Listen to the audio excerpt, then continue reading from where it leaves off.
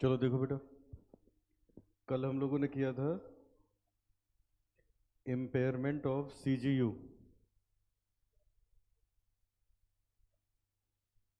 अब चलिए आज इस पे क्वेश्चन करेंगे।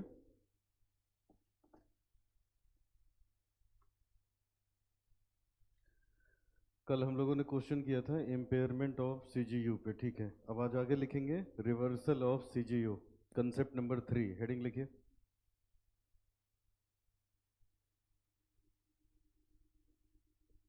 कंसेप्ट नंबर 3, इसका नाम है reversal of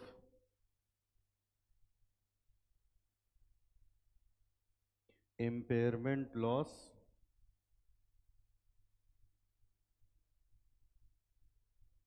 of CGU. Cash generated unit में जो इम्पेयरमेंट लॉस हुआ है, अगर उसका रिवर्सल होगा तो कैसे होगा। लिखिए इसमें, we will follow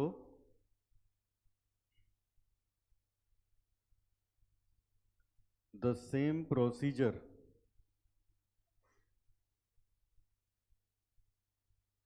for reversal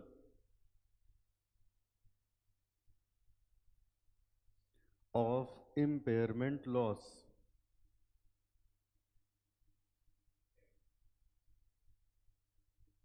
of an individual asset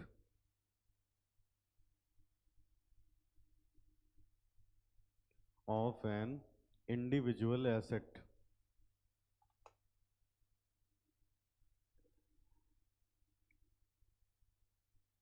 when we can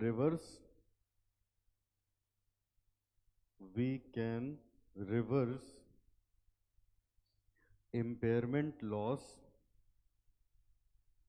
up to normal carrying amount. We can reverse impairment loss up to normal carrying amount.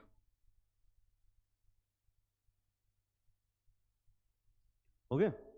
अब ये बताओ, कल हम लोगों ने रिवर्सल पढ़ा था इंडिविजुअल एसेट का, ये वाला कंसेप्ट याद है। इसमें क्या हुआ था, सबसे पहले हम लोग इम्पेयरमेंट करते थे, उसके बाद हम कहते थे अगर इम्पेयरमेंट ना होता तब ये एसेट कितने का होता, जितने का होता मैक्सिमम उतने का ही रिवर्सल हो सकता था। ठीक बेटा, वही कंसेप्ट यहाँ लगेगा सीजीयू वाले में। इसमें भी सेम वही कंसेप्ट है। अब आइए एक एग्जाम्पल से देखते हैं। लिखिए एग्जाम्पल, लिखिए एग्जाम्पल।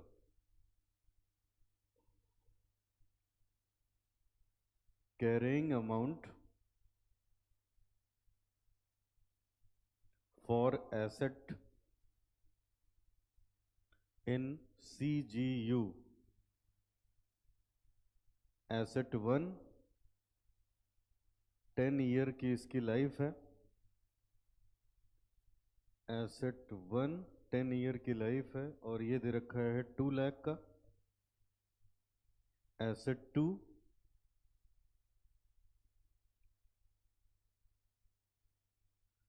5 ईयर्स की इसकी लाइफ है, ये दे रखा है 5 लाख का। सेकंड पॉइंट में लिखिए, after 2 years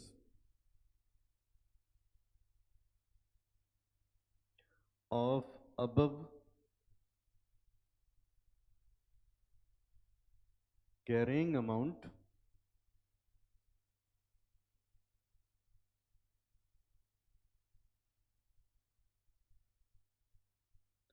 it is estimated that recoverable amount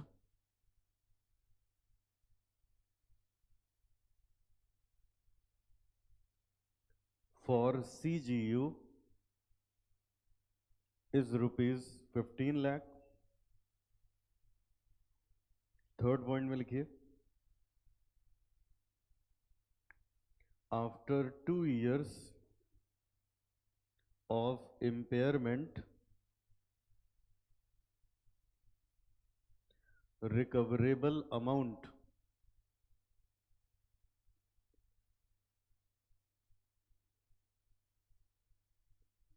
is 23 lakh. Calculate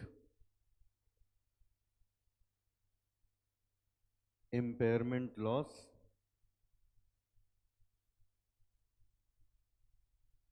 and reversal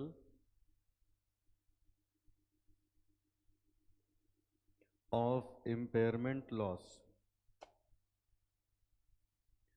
Calculate impairment loss and reversal of impairment loss.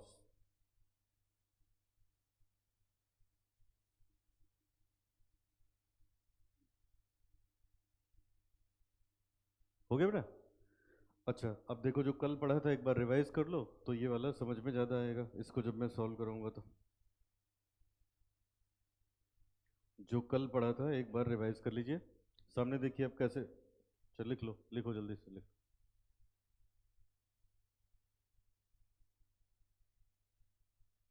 चलो अब इधर देखो, कल हम लोगों ने क्या पढ़ा था। सबसे पहले बताओ कैश जनरेटिंग यूनिट क्या होती है? कैश जनरेटिंग यूनिट क्या होती है? हाँ, जब दो या दो से ज़्यादा डिपेंडेंट एसेट हैं तो उनको हम लोग क्या कहते हैं? जिसका इंडिविजुअल कैश फ्लो नहीं होता उसको हम लोग बोलते हैं कैश जनरेटिंग यूनिट। जैसे हमने क्या बताया था, कोल माइन है और रोड है। तो मैंने कहा था आपसे कोल माइन है, किसी कंपनी को यहाँ कोल माइन मिली लेकिन यहाँ से कोल माइन एक्सट्रैक्ट करने के लिए उसको एक रोड बनानी पड़ेगी। तो रोड बनाने का में कुछ खर्चा लगा होगा, कोल माइन से कोल एक्सट्रैक्ट करने का राइट्स लेने का कुछ खर्चा लगा होगा। तो कोल माइन से कोल निकाल लेंगे तो बिना रोड के बेच नहीं पाएंगे। न अकेले रोड कैश फ्लो दे रही है न अकेले ये, तो इन दोनों को हम लोग मान लेते हैं कैश जनरेटिंग यूनिट। और इसका इम्पेयरमेंट हम लोग ऐसे निकालते हैं, इसको दोनों को हम लोग मान लेते हैं कैश जनरेटिंग यूनिट। और इसका बेटा हम लोग ऐसे काम करते हैं, कल जैसे पढ़ा था आपने, कोल माइन 20 लाख की थी, रोड 2 लाख की थी, तो टोटल 20 और 2 22 लाख का हुआ कैरिंग अमाउंट। लेकिन हमारे क्वेश्चन में दिया था रिकवरेबल अमाउंट 17 लाख का है, तो इसमें से 17 माइनस कर दिया। इसका मतलब इम्पेयरमेंट लॉस हुआ 5 लाख का। इम्पेयरमेंट लॉस हुआ 5 लाख का। अब बताओ ये 5 लाख लॉस किसका है? कोल माइन का, रोड का, या दोनों का? दोनों का। तो इसको उनके कैरिंग अमाउंट के रेशियो में बांट दिया जाता था। तो हम लोग ऐसे करते थे, इसका कैरिंग अमाउंट 20 लाख, इसका 2 लाख, तो रेशियो बना 10:1। तो ये जो 5 लाख का लॉस आया ये बांट के दोनों में जोड़ दिया, माइनस कर दिया। यहाँ से माइनस करके ये लिखा, यहाँ से माइनस करके ये लिखा। तो ऐसे कल हमने पढ़ा था सीजीयू का इम्पेयरमेंट लॉस। अब आज पढ़ने जा रहे हैं रिवर्सल ऑफ इम्पेयरमेंट लॉस। कोई बताएगा रिवर्सल का क्या मतलब हुआ बेटा? जो हमने एसेट की वैल्यू कम की थी अब क्या कर रहे हैं? एसेट की वैल्यू बढ़ा रहे हैं, तो उसी बढ़ाने को क्या बोलते हैं? Reversal of impairment loss. पढ़िए जरा, देखिए क्या लिखा है। चलो एकदम इत्मीनान से देखो क्या लिखा है। Carrying amount of assets in CGU. CGU में दो एसेट हैं, एसेट 1 2 लाख का है, 2 लाख नहीं बेटा 20 लाख कर लो। एसेट 1 20 लाख का है, एसेट 2 5 लाख का है। ठीक है, मैं यहाँ लिखता हूँ, ए पॉइंट में लिखिए, ए पॉइंट में लिखिए calculation of impairment loss.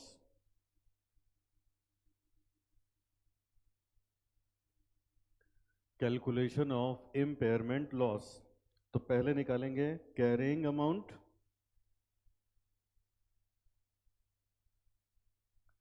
For CGU. सबसे पहले एसेट 1 का, सबसे पहले एसेट 1 का 20 लाख का कैरिंग अमाउंट है, एसेट 2 का 5 लाख का कैरिंग अमाउंट है। 5 लाख का कैरिंग अमाउंट है, टोटल बेटा ये आ गया 25 लाख। 25 लाख।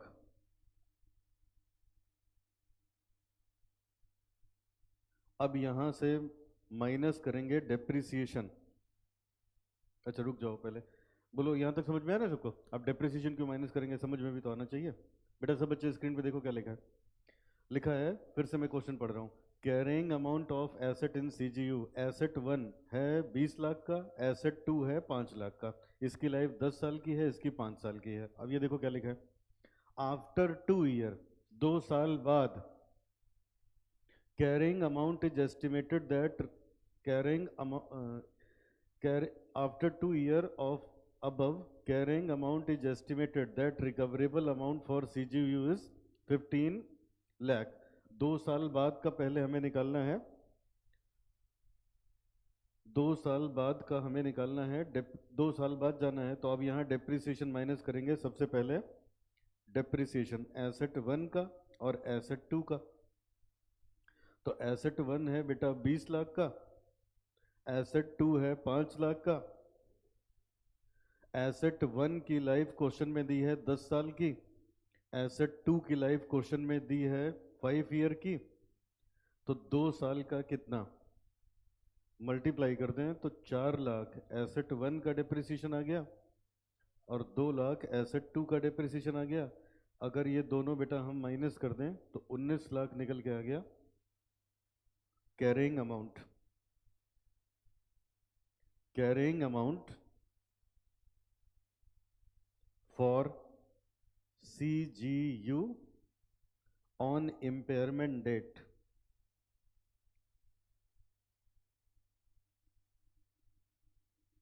जिस दिन इम्पेयरमेंट हुआ उस दिन 19 लाख,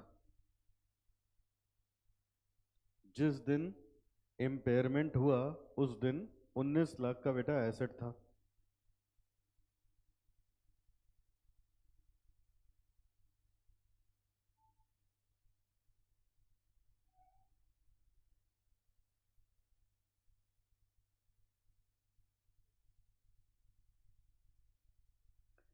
ठीक है, ये तो हो गया कैरिंग अमाउंट। अब क्वेश्चन में देखो क्या लिखा है, पढ़िए जरा। क्वेश्चन में लिखा है बेटा उसका जो रिकवरेबल अमाउंट है वो 15 लाख है। अब आपने क्या पढ़ा था, अब आपने क्या पढ़ा था बेटा, इम्पेयरमेंट कब होता है, जब हमारा कैरिंग अमाउंट किससे ज़्यादा होता है, रिकवर। अब ये 19 लिखा है, रिकवरेबल 15 लाख है, तो अब इम्पेयरमेंट होगा। तो नीचे लिखिए recoverable amount, recoverable amount for CGU 15 lakh. इसका मतलब ये हुआ कि 4 लाख का हमें करना होगा इम्पेयरमेंट।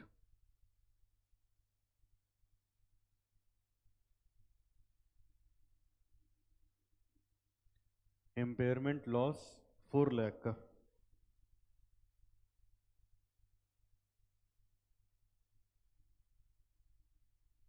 इम्पेयरमेंट लॉस 4 लाख का।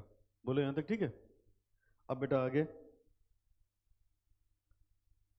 ये हो गया इतना। अब बी पॉइंट में आओ,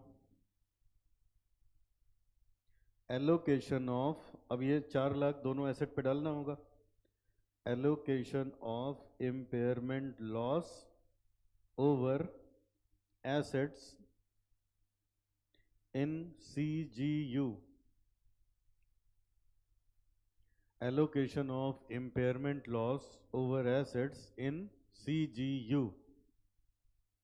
तो पहले लिखेंगे एसेट्स, उसके बाद बेटा लिखेंगे कैरिंग अमाउंट, फिर लिखेंगे ratio, assets carrying amount ratio share in impairment loss revised carrying amount.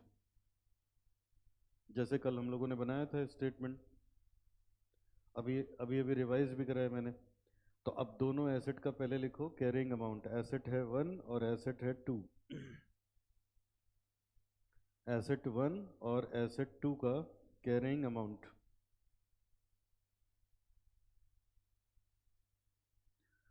चलो स्क्रीन पे देखो, बताओ एसेट 1 कितने का था, 20 लाख का। 4 से डिप्रिशिएट हो गया, तो अब कितने का बचा होगा, 16 लाख का। तो यहाँ लिख दो जिससे रिवीजन में प्रॉब्लम ना हो, 20 लाख में से 4 लाख माइनस कर दिया तो ये बचा 16 लाख का। एसेट 2 बेटा 5 लाख का था, दो से डिप्रिशिएट हुआ, 5 लाख का था, 2 से डिप्रिशिएट हुआ, तो 3 लाख आ गया इसका रिकवरेबल अमाउंट। 16 और 3 हो गया 19 लाख।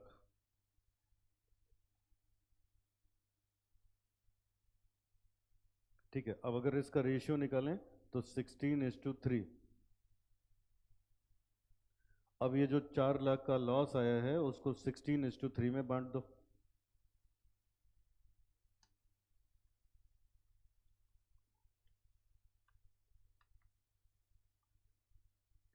तो 333 पहला आ रहा है 6842, दूसरा आ रहा है 63158।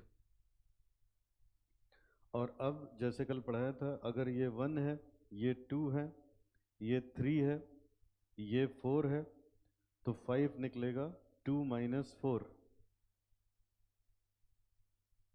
16 लाख में से माइनस कर दिया 336,842, तो ये आता है 1263158। 3 लाख में से माइनस कर दिया 63158, 236842, और दोनों का टोटल तो 15 लाख आना ही है। दोनों का टोटल 15 लाख आना ही आना है। तो ये तो बेटा उतना काम हुआ जितना कल आपने पढ़ाई करी थी। अब आज की क्लास यहाँ से शुरू होगी। अब हमें करना है इसका रिवर्सल। अब करना है हमें इसका रिवर्सल। लो स्क्रीन पे देखो क्वेश्चन में क्या लिखा है। यहाँ तक समझ में आ रहा है सबको? ठीक है, अब सामने देखो रिवर्सल कैसे होगा। स्क्रीन पे देखो, पढ़ो। कह रहा है, पहले तो ये पढ़ लो। इन्होंने क्या कहा था बेटा, हमारा एक एसेट 20 लाख का है, एक एसेट 5 लाख का है। फिर 1 साल 2 साल बाद इन्होंने कहा कि 1-2 साल बाद इसका इम्पेयरमेंट किया गया, यहाँ इम्पेयरमेंट हुआ। अब ये कह रहा है इसके 2 साल बाद, ये पढ़ो ये वाली line, after 2 year of impairment recoverable amount is 23 lakh. जरा मुझको एक बात बता दो, 2 साल बाद, कितने साल बाद? 2 साल बाद हमारे दोनों एसेट कितने के हैं? 15 लाख के हैं। तो 2 साल जब और चलेंगे तो और कम होना चाहिए ना, उल्टा बढ़ के कितना हो गया? 23 लाख। तो अब ये केस किसका बन गया? रिवर्सल ऑफ इम्पेयरमेंट का। समझ आया? तो अब चलो पहले 2 साल आगे चल के देखना पड़ेगा कि कौन सी चीज कितने की है। बनाइए C point, calculation of reversal of impairment loss.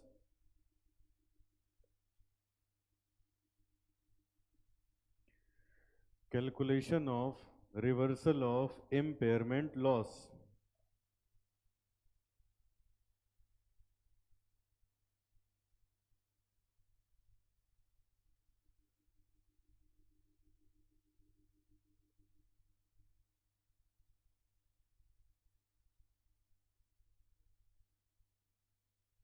चलो अब कैसे निकलेगा, वही स्टेटमेंट फिर से लिखो। Assets revised carrying amount depreciation for 2 year existing carrying amount, existing carrying amount, asset 1 asset 2। अब बताओ बेटा, इम्पेयरमेंट करने के बाद एसेट 1 कितने का बचा था? 12,63,158 का। तो 1263158 का ये बचा था, दूसरा वाला था 236842, 236842 का। अब यहाँ से माइनस कर दो डेप्रिसिएशन 2 साल का। तो 2 साल का डेप्रिसिएशन अगर मैं यही निकाल दूँ तो 1263158, 236842, 842। अब एक मिनट जरा रुक के ये चीज देख लो सब लोग। बताओ मुझे, पहले एसेट की लाइफ कितनी थी? पहले एसेट की लाइफ कितनी थी? तो इसका मतलब ये 20 लाख कितने दिन में डिप्रिशिएट होता? 10 साल में, तो हर साल का डिप्रिसिएशन कितना आता है? 2 लाख। लेकिन हमने तो इम्पेयरमेंट कर दिया तो वो डिस्टर्ब हो गया। तो 2 साल तो निकल चुके हैं बेटा। अब बताओ अब कितना बचा है? 8 साल। अब 8 साल बता है, तो हर साल का डिप्रिसिएशन इतना होगा। तो अगर 2 से मल्टीप्लाई करेंगे तो 2 साल का डिप्रिसिएशन आ जाएगा। क्योंकि ये देखो यहाँ अपनी कॉपी में से देख के बताओ जरा, सब लोग इधर देखो। एसेट 1 एसेट 2 जब खरीदा था तो इतने का था। अब बताओ 2 साल बाद इम्पेयरमेंट करने के बाद कितना आया था? इसका कितना लिखा था? 126 कितना लिखा था? 1263158। और इसका बताओ 236842 ये है। अब सुनो बेटा, अब हम यहाँ काम कर रहे हैं, तो अब बताओ इसमें से 2 साल का डिप्रिसिएशन माइनस करना पड़ेगा कि नहीं? और इसमें से 2 साल का डिप्रिसिएशन माइनस करोगे तभी तो यहाँ पहुंचोगे। और हम क्या बोलेंगे, इस वाले एसेट की लाइफ 10 साल थी तो 2 साल तो निकल गए हैं, तो इसको जब हम 8 से डिवाइड करेंगे तो 1 साल का डिप्रिसिएशन आ जाएगा। 2 से मल्टीप्लाई करेंगे तो 2 साल का आ जाएगा। इसकी लाइफ 5 साल थी, 2 निकल गए हैं, तो इसको 3 से डिवाइड करेंगे और 2 से मल्टीप्लाई करेंगे तो ये आ जाएगा। वही मैं कर रहा हूँ। तो इस एसेट को डिवाइड करेंगे किससे? 2 साल निकल गया, 3 से डिवाइड करके 2 से। अब देखो कितना आता है डिप्रिसिएशन।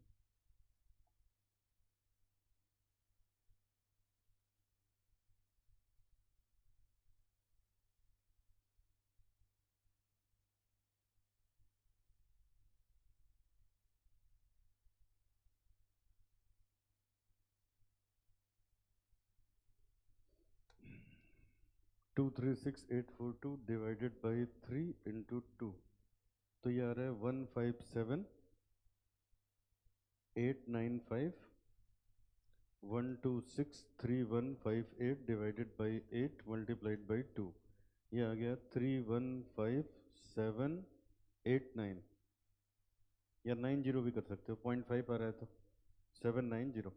अब चलो माइनस करके निकालिए कैरिंग अमाउंट कितना बचा। तो 1263158 में से माइनस कर दो 315790, तो ये आता है 947368। और 236842 में से माइनस कर दिया 157895, तो ये आ रहा है 78947।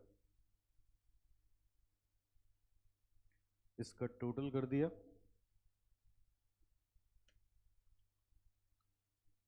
तो ये आ रहा है 1026315। ये है टोटल कैरिंग अमाउंट।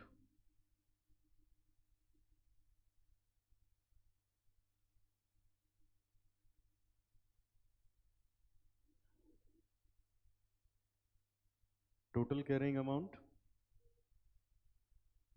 अच्छा, अब सब बच्चे जरा देखो, एसेट तो हमारा बचा है 10,26,000 का, और क्वेश्चन कह रहा है कि 2 साल बाद इसकी जो कीमत है वो बढ़ के हो गई 23 लाख।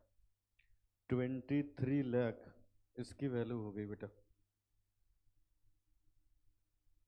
तो इसका मतलब इंक्रीज इन वैल्यू,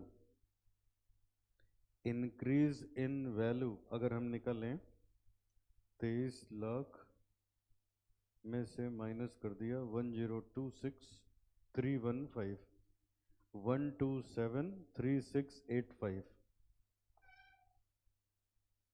इतने का हमें एप्रिसिएशन करना है। लेकिन अब इतने का एप्रिसिएशन होगा नहीं। कल क्या पढ़ा था?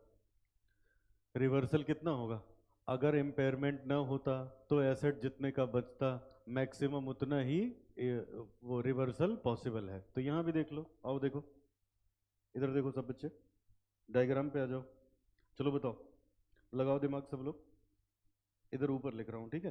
पहला एसेट 20 लाख का है, बताओ इसकी लाइफ कितनी थी? तो 2 लाख 2 लाख 2 लाख 2 लाख, अगर सब कुछ ठीक रहता तो यह 8 लाख से डिप्रिशिएट होता, कितने का बचता? 12 लाख का। दूसरा वाला एसेट बेटा 5 लाख का है, इसकी लाइफ कितनी थी? तो 1 लाख हर साल का डिप्रिसिएशन 1111 से डिप्रिशिएट होने के बाद यहाँ कितने का बचता? 1 लाख का। तो अब क्या हुआ यहाँ देखो, मैक्सिमम हम इस एसेट को मैक्सिमम कितना लेके जा सकते हैं? 12 लाख का। और इसको मैक्सिमम कितना 1 लाख मतलब इसके बीच का जो डिफरेंस होगा मैक्सिमम उतना ही अप्रिसिएशन पॉसिबल है। समझ आए?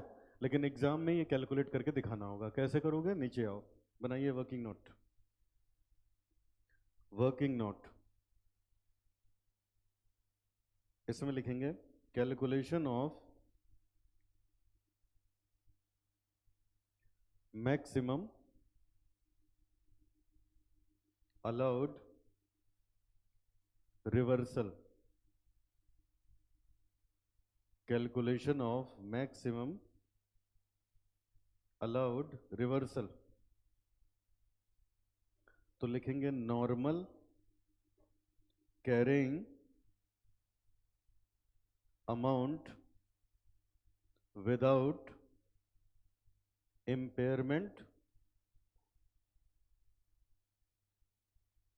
एसेट 1 20 लाख का था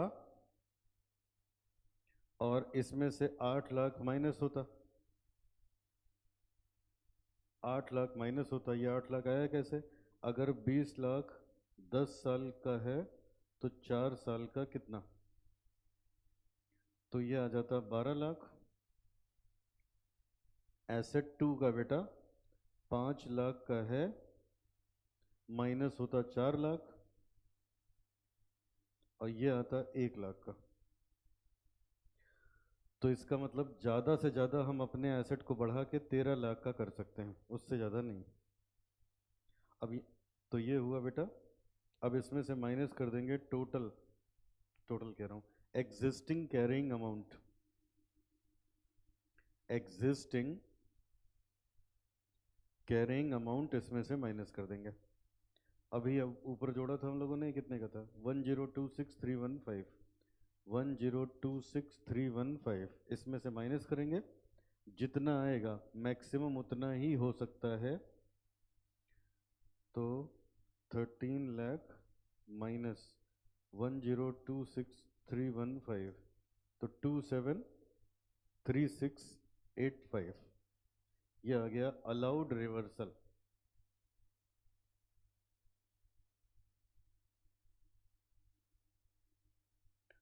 ज़्यादा से ज़्यादा रिवर्सल हो पाएगा 2,73,685 रुपए का। अब इसको दोनों एसेट्स में बांट देंगे। दोनों एसेट्स में बेटा इसको बांट देंगे। डी पॉइंट में लिखिए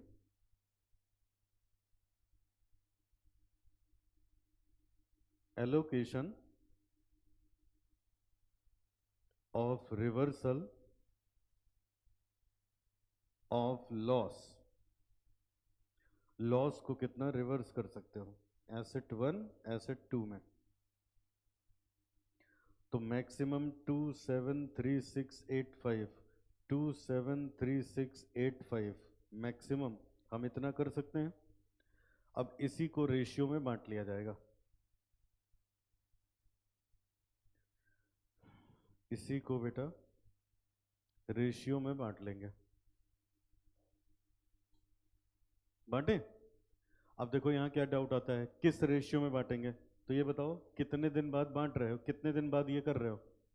4 साल के बाद। ठीक है, आप कर रहे हो 4 साल के बाद। तो देखो 2 साल तो ये था, 2 साल तो ये था पहला स्टेटमेंट और अगला 2 साल ये था। तो ये देखो 4 साल के बाद इनका कैरिंग अमाउंट था कितना? ये और ये, अरे टोटल ये था। और एसेट 1 का इतना था, एसेट 2 का इतना था। तो 4 साल बाद का जो कैरिंग अमाउंट होगा इसी रेशियो में बटेगा। समझ आ रहा है? 4 ईयर के बाद का जो कैरिंग अमाउंट होगा उसी रेशियो में आप बांटोगे। तो इसमें बांटेंगे बेटा। तो अब यहाँ लिखेंगे डिवाइडेड बाई 1026315 डिवाइडेड बाई 1026315। और पहला वाला एसेट था 947368, 947368। दूसरा वाला था 78947, 78947।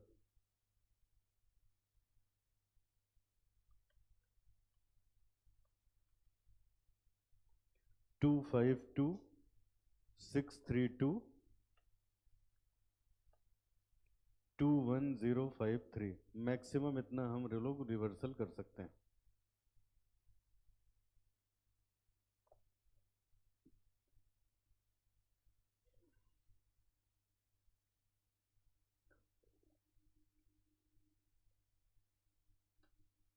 मैक्सिमम इतना रिवर्सल पॉसिबल है।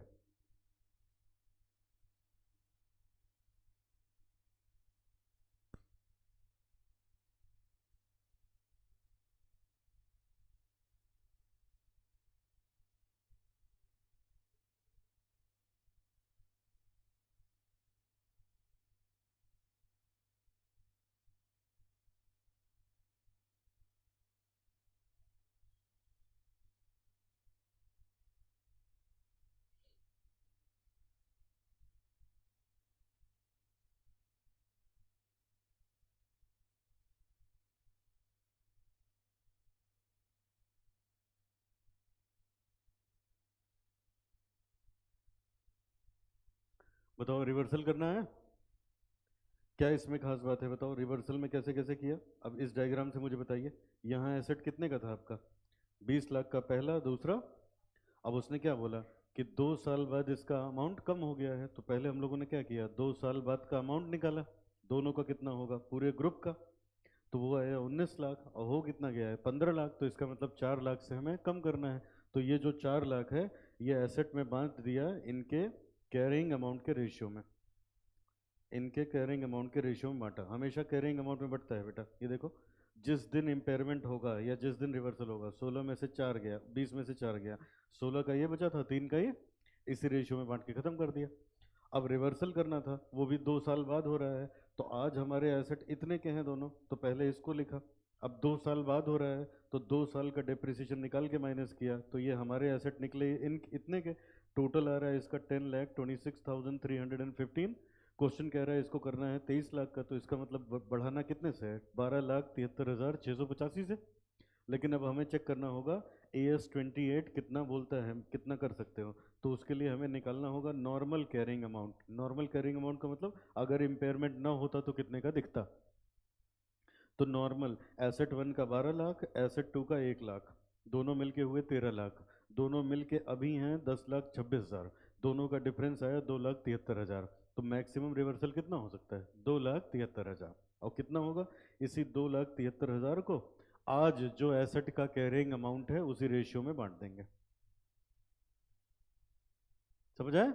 अब ये जो आया यही हो गया रिवर्सल ऑफ इम्पेयरमेंट। कोई डाउट? चलो अब इसका एक एक्सेप्शन है बेटा, वो लिखो, हेडिंग लिखिए अगली।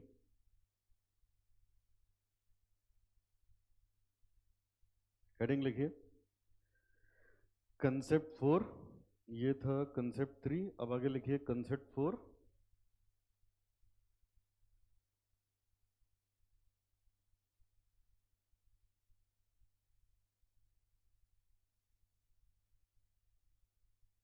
एक्सेप्शन।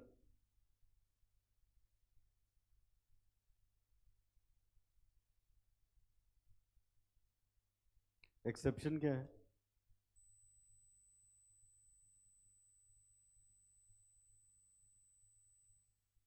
चलो अब एक्सेप्शन सुन लो बेटा, तो हम लोग आगे बढ़ते हैं। जरा ये बताओ, अगर मैं ये लेके चलूं, मान लो 20 लाख का हम लोगों का कोल माइन थी, और 2 लाख की हम लोग की रोड थी, तो 20 और 2, ये दोनों आज कितने के थे? 22 लाख के। 20 का ये, 2 का ये। अब मान लीजिए कोल माइन की लाइफ थी 10 साल की, तो हर साल कितने से डेप्रिशिएट होगी? 2 से। आगे बेटा, ये जो हम लोगों का रोड है 5 लाख की मान लो ये है, और इसकी लाइफ 5 साल की है, 5 साल की है, तो हर साल ये कितने से डेप्रिशिएट होगी? 1 से। तो अब बताओ 2 साल के बाद, 2 साल के बाद ये बची होगी 16 की, और ये बचा होगा 3 का, ये बचा होगा 16 का और ये बचा होगा 3 का। बोलो यहां तक समझ आ रहा है? अच्छा अब आगे सुनिए। अब हम तो कुल मिला के ये 19 के हैं, और ये पहले कितने के थे? 25 के थे। अब एक्सेप्शन क्या है वो मैं बताने जा रहा हूँ। अब हमसे कहा जा रहा है, हमसे कहा जा रहा है बेटा, ये हो गया। अब हमसे कहा जा रहा है इसका जो रिकवरेबल अमाउंट है, कौन सा अमाउंट? रिकवरेबल अमाउंट, ये 19 है। रिकवरेबल अमाउंट कितना है? 19 है। लेकिन उसमें एक प्रॉब्लम है, क्या कहते हैं, ये जो 3 लाख वाला एसेट है, कितने का? ये 3 का नहीं, 2 का रह गया है। कितने का? और 16 लाख वाला जो एसेट था ये 17 का हो गया। कहानी समझ में आ रही है? फिर से चलो, लगाओ दिमाग, बताओ। कोल कोल माइन कितने की थी शुरुआत में? 20 लाख की। रोड कितने की थी? 5 लाख की। इसकी लाइफ कितनी थी? 10 साल की। इसकी लाइफ कितनी थी? 5 साल की। तो 2 साल अगर कोल माइन यूज कर लिया तो कोल माइन कितने की बची होगी? 16 लाख की। रोड कितने की बची होगी? 3 लाख की। टोटल कितने के बचे हैं? 19 लाख के बचे हैं। अब हमसे कहा जा रहा है ये जो रोड 3 लाख के लिखे हो, ये 3 की नहीं है, इसका रोड का रिकवरेबल अमाउंट 2 लाख हो गया है। रोड का रिकवरेबल अमाउंट कितना हो गया? अब बताओ इम्पेयरमेंट कब होता है? When carrying amount is more than road का कैरिंग अमाउंट। बताओ 3 लाख, रोड का रिकवरेबल अमाउंट बताओ, तो कम हुआ ना, इम्पेयरमेंट के चांसेस बन रहे हैं। अब दोबारा देखो, और ये जो अपनी है बेटा कोल माइन, ये 16 की थी, 16 से 17 हो गई। 16 से कितनी हो गई? 17 हो गई। तो हमारा AS28 कहता है यहाँ इम्पेयरमेंट नहीं होगा। क्यों नहीं होगा? कहते हैं ये जो पूरा ग्रुप है उसकी कीमत तो वही है ना, एक से रोड घटा तो एक से कोल माइन बढ़ गया। जब तक, कहते हैं अगर कई एसेट का ग्रुप है तो एक एसेट मान लो कम भी हो रहा है तो पहले पूरे ग्रुप को देखा जाएगा, पूरे ग्रुप की कीमत अगर कम होगी तो ही इंपेयरमेंट होगा, अदरवाइज इंपेयरमेंट नहीं होगा। समझ आए? लिखिए इस बात, एक्सेप्शन में लिखिए, if any asset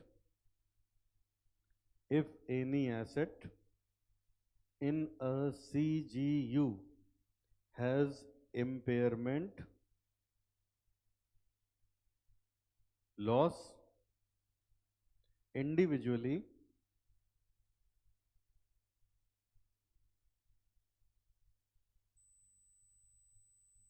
but there is no loss in CGU on overall basis, then we will not consider individual loss for such asset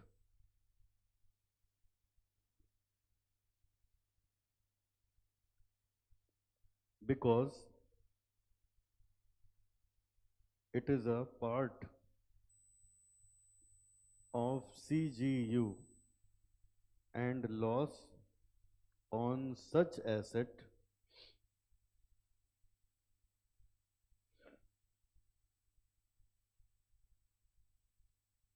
can be allocated only if CGU has impairment loss.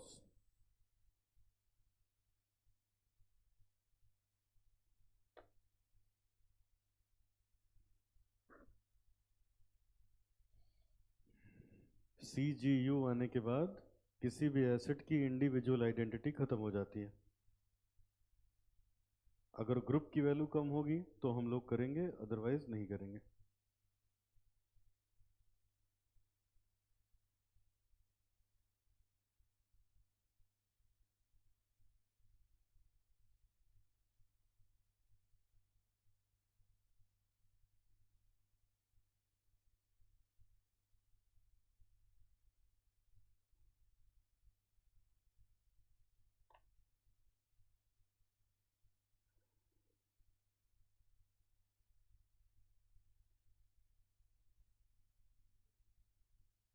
ठीक है,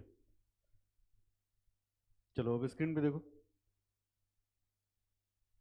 ये देखो बेटा, अब हमने कर लिया impairment of individual asset, impairment of cash generated unit. Impairment हो गया, रिवर्सल हो गया, दो ही चीज पढ़नी होती है। अब पढ़ने जा रहे हैं impairment of goodwill and corporate asset. Heading बनाइए, unit 3,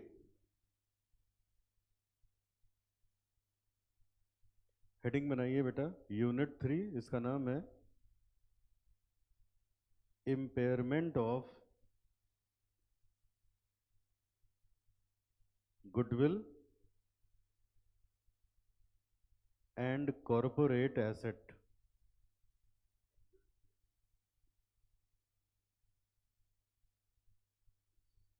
impairment of goodwill and corporate asset. इसमें पहले पढ़ेंगे हम लोग impairment of goodwill, impairment of goodwill.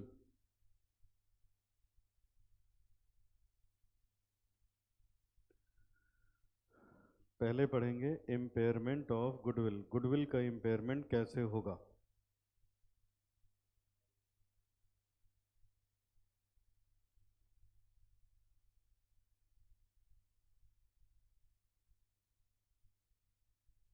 चलो लिखना शुरू करो बेटा। If any business is acquired by the company by making payment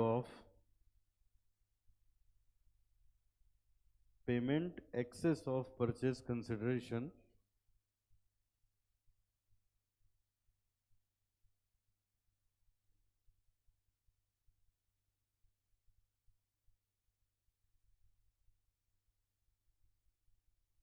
over assets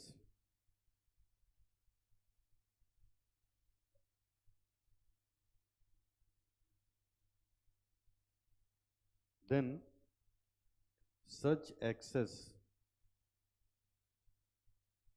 payment is recognized as goodwill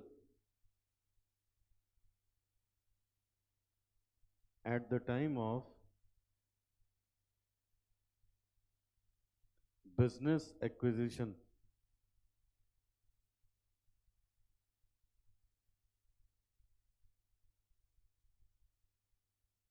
under accounting standard 14,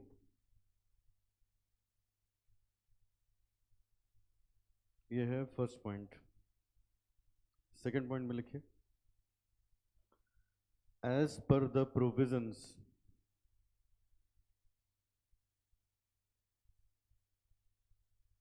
of accounting standard 28,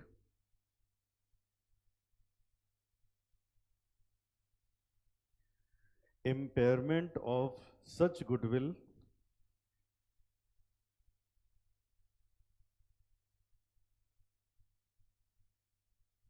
can be tested under following two cases।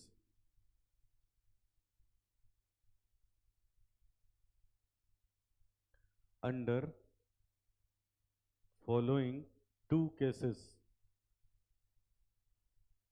नीचे लिखिए cases for goodwill,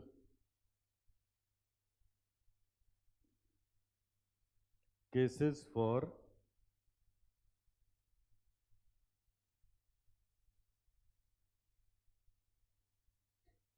goodwill। तो यहां पे बेटा दो case बनते हैं। पहला केस 1, दूसरा है केस 2। एक जब एलोकेबल होगा, एक जब एलोकेबल नहीं होगा। तो इसमें लिखिए पहले में व्हेन गुडविल इज एलोकेबल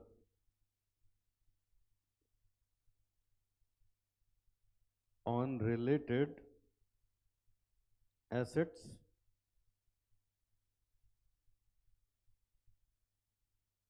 दूसरे में लिखिए बेटा when goodwill is unallocable on related asset.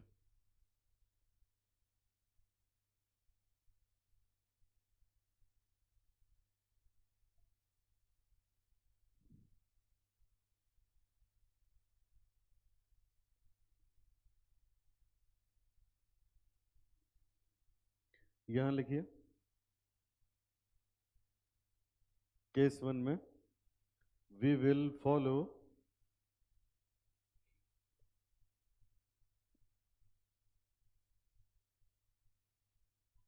bottom up approach। इसकी अकाउंटिंग करने के लिए हम लोग बॉटम अप अप्रोच को फॉलो करते हैं। दूसरे में लिखिए we will follow bottom up approach first, then we follow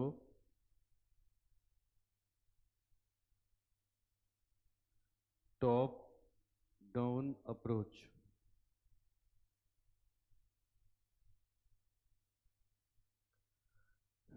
Then we follow top-down approach।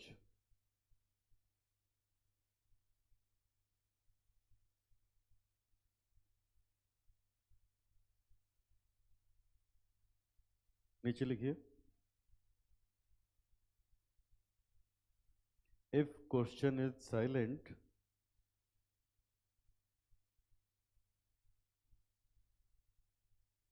on case of goodwill,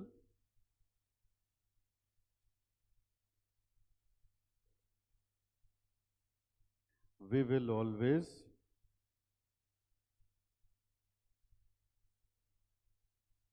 prefer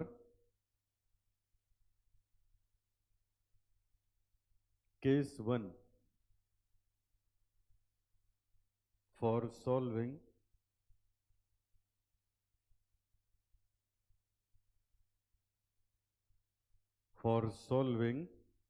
questions.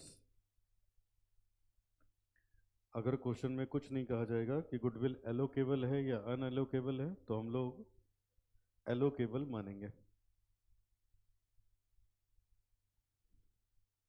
चलो अब उसके स्टेप्स लिखते हैं बेटा।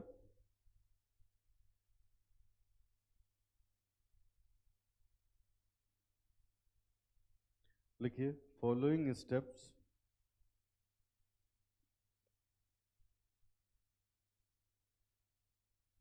are used for impairment।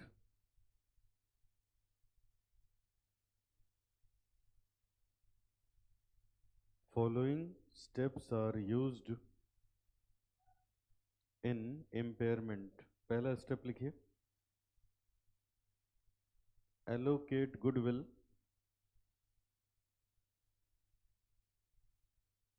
on related CGU in the ratio of original taken values of related CGU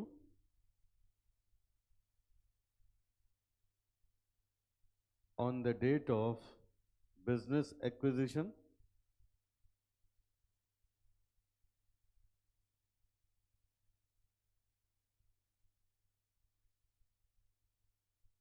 step 2 लिखो बेटा calculate impairment loss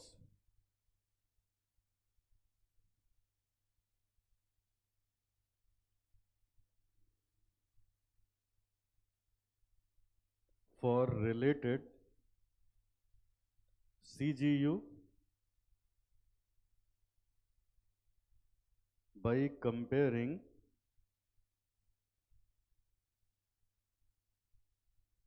carrying amount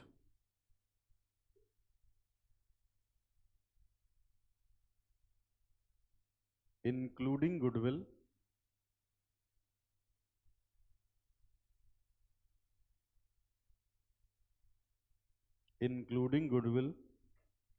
with their recoverable amount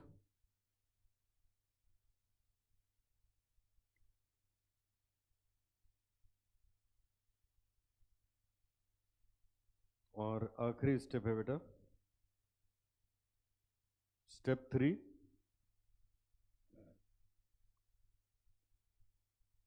step 3 में लिखिए adjust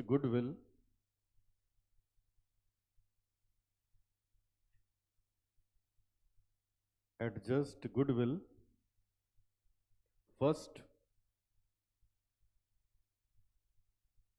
against impairment loss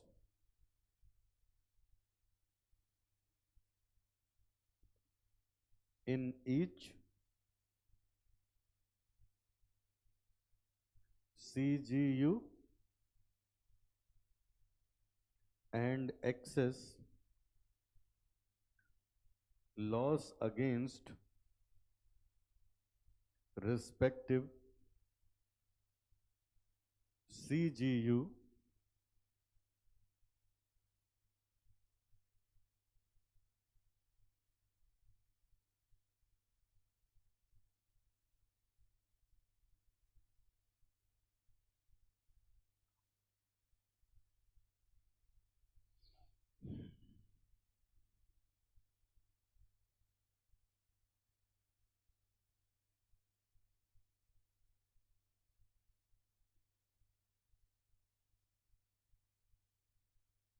हो गया।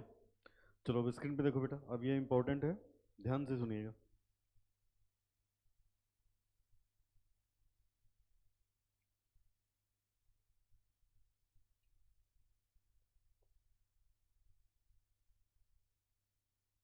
चलो अब मैं explain करने जा रहा हूँ, पूरे फोकस के साथ सुनिए। देखो अब यहाँ हम लोग पढ़ने जा रहे हैं impairment of goodwill and corporate asset. तो कॉरपोरेट एसेट अलग से पढ़ेंगे, अभी हम लोग इम्पेयरमेंट ऑफ गुडविल पढ़ने जा रहे हैं। जरा बताओ इम्पेयरमेंट ऑफ गुडविल का मतलब क्या हुआ बेटा? हाँ, गुडविल की वैल्यू, ये देखो यहाँ क्या पढ़ा था, हमारा जो अकाउंटिंग स्टैंडर्ड 28 है वो AS 10 property plant and equipment, AS 26 intangible asset और इन्वेस्टमेंट प्रॉपर्टी, इन तीनों में अगर इम्पेयरमेंट होगा तो उसको कवर करता है। ठीक है, तो अभी हम किसकी पढ़ाई करने जा रहे हैं? इनटेंजिबल एसेट की। ये दोनों तो हो गए, ठीक है, इनटेंजिबल एसेट की हम लोग पढ़ाई करने जा रहे हैं। तो अब हम यहाँ पढ़ रहे हैं बेटा, अगर हमें गुडविल का इम्पेयरमेंट करना होगा तो हम कैसे करेंगे। तो अब बहुत ध्यान से मेरी बात सुनेंगे। चलो देखो इधर, देखो बेटा, गुडविल गुडविल दो तरीके से बनाई जाती है। एक हो गया हमारे पास सेल्फ जनरेटेड गुडविल। कौन सी गुडविल बेटा? Self generated goodwill. ये जो सेल्फ जनरेटेड गुडविल होती है ये कभी भी बैलेंस शीट में नहीं आती। क्यों? अकाउंटिंग प्रोसेस क्या है? अकाउंट में सबसे पहली चीज क्या होती है?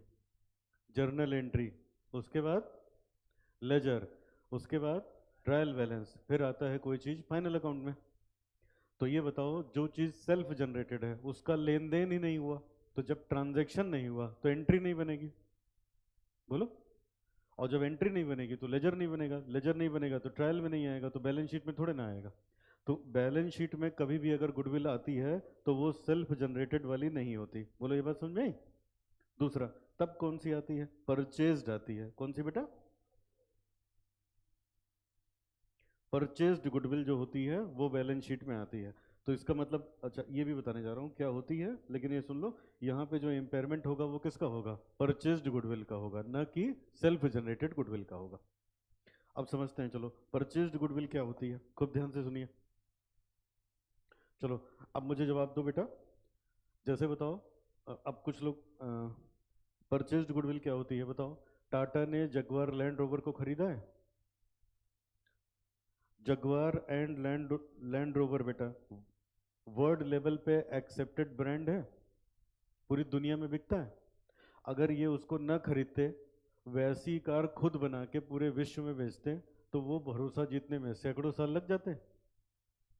तो जब जगुआर और लैंड रोवर खरीदा होगा तो उनकी प्लांट एंड मशीन, उनके बिजनेस के तो पैसे दिए होंगे, गुडविल के पैसे अलग से दिए होंगे।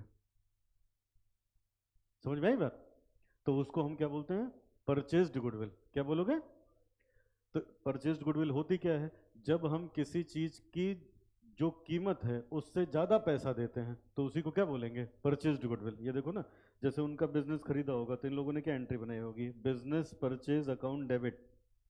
क्या किया होगा, या छोड़ो ये टेक्निकल हो जाएगा, ऐसे देखो आसान करके। अब बताओ, जब टाटा ने जगुआर लैंड रोवर के एसेट खरीद लिए तो जगुआर लैंड रोवर के जितने एसेट थे वो टाटा के हो गए, तो एसेट डेबिट हो जाएगा।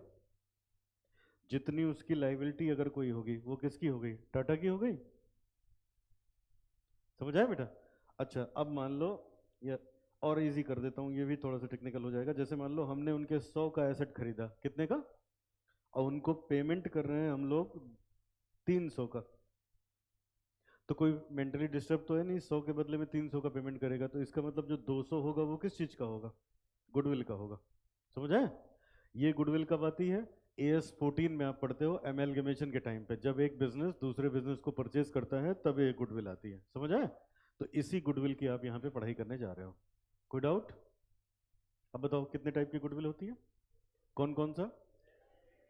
परचेज सेल्फ जनरेटेड कभी बुक्स में आती ही नहीं, क्यों नहीं आती, लॉजिक बताओ। क्योंकि उसका लेन देन नहीं हुआ, जिसका लेन देन होगा वही तो अकाउंट में लिखा जाएगा। तो इसका मतलब कौन सी आएगी, परचेज्ड गुडविल। तो ये देखो यहाँ पे, तो इम्पेयरमेंट भी किसका होगा, परचेज्ड गुडविल का। पढ़ो हमने क्या लिखा, if any business is acquired by the company, अगर हमारी कंपनी ने कोई बिजनेस, किसी और का बिजनेस खरीदा, by making payment excess of purchase consideration, जितने का उनका व्यापार था हमने उससे ज्यादा का पेमेंट कर दिया, जितने के हमने उनके एसेट लिए उससे ज्यादा की पेमेंट कर दी, तो जो उनके बीच का डिफरेंस है उसी को हम लोग क्या बोलते हैं, गुडविल बोलते हैं। उसी को क्या बोलोगे, गुडविल। वही बैलेंस शीट में आएगी, तो उसी का इम्पेयरमेंट वगैरह होगा। बोलो इतना क्लियर हुआ सबको, आगे बढ़ो, ध्यान से बेटा सुनना आप। चलो अब आगे देखो नेक्स्ट। अब देखो, इम्पेयरमेंट के पॉइंट ऑफ व्यू से गुडविल दो टाइप की होती है, एलोकेबल और अनएलोकेबल। चलो बताओ, क्या बोला मैंने, इम्पेयरमेंट के हिसाब से गुडविल कितने टाइप की होती है, एलोकेबल और अनएलोकेबल। ठीक है, अब ये समझा रहा हूं थोड़ा सा, ध्यान से सुनिएगा। एलोकेबल और अनएलोकेबल का मतलब क्या है। चलो मुझे सब बच्चे बताओ, अगर किसी बिजनेस की गुडविल ज्यादा है तो उसका प्रॉफिट ज्यादा होगा कि नहीं होगा, बोलो जवाब दो। अगर किसी बिजनेस की गुडविल अच्छी है तो उसके प्रॉफिट ज्यादा होंगे। तो अगर उस गुडविल को उसके एसेट से डायरेक्टली रिलेट कर सकते हो, क्या मैंने सेंटेंस बोला, अगर हम गुडविल को कंपनी के एसेट से डायरेक्टली रिलेट कर सकते हैं तब उसको बोलेंगे एलोकेबल गुडविल। ठीक है, और जब एसेट से डायरेक्टली रिलेट नहीं कर पाएंगे तब क्या बोलेंगे, अनएलोकेबल गुडविल। समझ में आ रहा है, फिर से एक बार बोलो, क्या बोला मैंने, किसी फर्म की गुडविल है तो उसका प्रॉफिट ऑब्वियसली ज्यादा होगा। अगर गुडविल को आप किससे डायरेक्टली रिलेट कर पाओगे, एसेट से, तब उसको क्या बोलेंगे, एलोकेबल गुडविल। और दूसरा, अगर हम गुडविल को एसेट से डायरेक्टली एलोकेट नहीं कर पाएंगे तो क्या बोलेंगे, अनएलोकेबल गुडविल। समझ आए। अच्छा, आपको टेंशन लेने की जरूरत नहीं, एग्जाम में लिखा होगा, नहीं लिखा होगा तो हम एलोकेबल मान के सवाल लगाएंगे, नीचे लिखवा दिया। समझ आए। अच्छा बेटा, अगर एलोकेबल है, अच्छा एलोकेबल अनएलोकेबल होता क्या है, ऐसे सुन लो, बताओ। होता नहीं बेटा, किसी की छोटी सी दुकान है प्रॉफिट ज़्यादा होता है, किसी की बड़ी दुकान है तब भी प्रॉफिट कम होता है। तो दुकान छोटी है प्रॉफिट ज़्यादा हो रहा है, लेकिन वो आदमी ये नहीं समझ कर पा रहा है कि मेरा कौन सा एसेट है दुकान में, जैसे मान लो 10 एसेट रखे हैं, तो 10 में से ऐसा कौन सा एसेट है जिसकी वजह से ये प्रॉफिट ज़्यादा हो रहा है, जिसकी गुडविल है, जिसकी वजह से प्रॉफिट। तो अगर वो रिलेट हो जाए तो क्या बोलोगे, रिलेट ना हो तो, समझ में। ठीक है, एक एग्जांपल देता हूँ फिर हम लोग आगे बढ़ते हैं। जैसे बताओ, पैथोलॉजी में अगर कोई गया अपना टेस्ट कराने के लिए, तो कौन सी बढ़िया पैथोलॉजी होती है, जिसके पास एडवांस मशीन हो, है ना। अब क्या है, वहां अगर आदमी जा रहा है तो उसी मशीन के चक्कर में जा रहा है, तो उनकी गुडविल को उस मशीन से डायरेक्टली आप रिलेट कर सकते हो, तो वो कैसा हो गया, समझ आई बात। और अगर न हो पाए तो क्या बोलोगे, ठीक है। अच्छा, एग्जाम में नहीं पता चलेगा तो क्या करेंगे, एलोकेबल। अच्छा अब सुनो, आपके स्टडी मेट में क्या लिखा है, कहा गया बेटा, अगर गुडविल है एलोकेबल तब हम लगाएंगे बॉटम अप अप्रोच, और अगर अनएलोकेबल है तो पहले बॉटम अप अप्रोच लगेगी उसके बाद टॉप डाउन अप्रोच लगेगी। तो ये क्या है अभी देखते हैं, सवाल लगा के समझ में आएगा। ठीक है, तो अब आ जाओ, और यहाँ मैंने लिखवा भी दिया, अगर क्वेश्चन साइलेंट है, एग्जाम में पता नहीं चल पा रहा है कौन सा गुडविल है, तो हम मान के चलेंगे हमेशा वो एलोकेबल गुडविल है। बोलो सबको क्लियर हुआ? अच्छा, अब बेटा गुडविल की इम्पेयरमेंट के लिए आप ये 3 स्टेप लगाएंगे, लेकिन ये 3 स्टेप ऐसे सुन के नहीं समझ में आएगा, और एक सवाल लगाते हैं तब समझ में आएगा। लिखो एग्जाम्पल, एक एग्जाम्पल लिखो, जब उसको लगवाऊंगा तब क्लियर होगा। एग्जाम्पल, एग्जाम्पल में लिखिए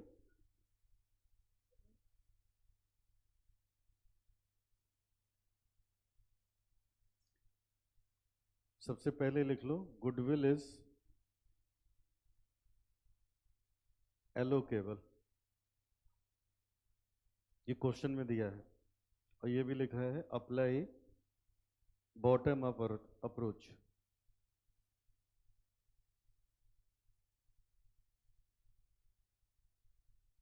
क्वेश्चन में लिखा है बॉटम अप अप्रोच लगाओ और गुडविल एलोकेबल है, तो हमें कोई टेंशन लेने की जरूरत नहीं। आगे बढ़ते हैं,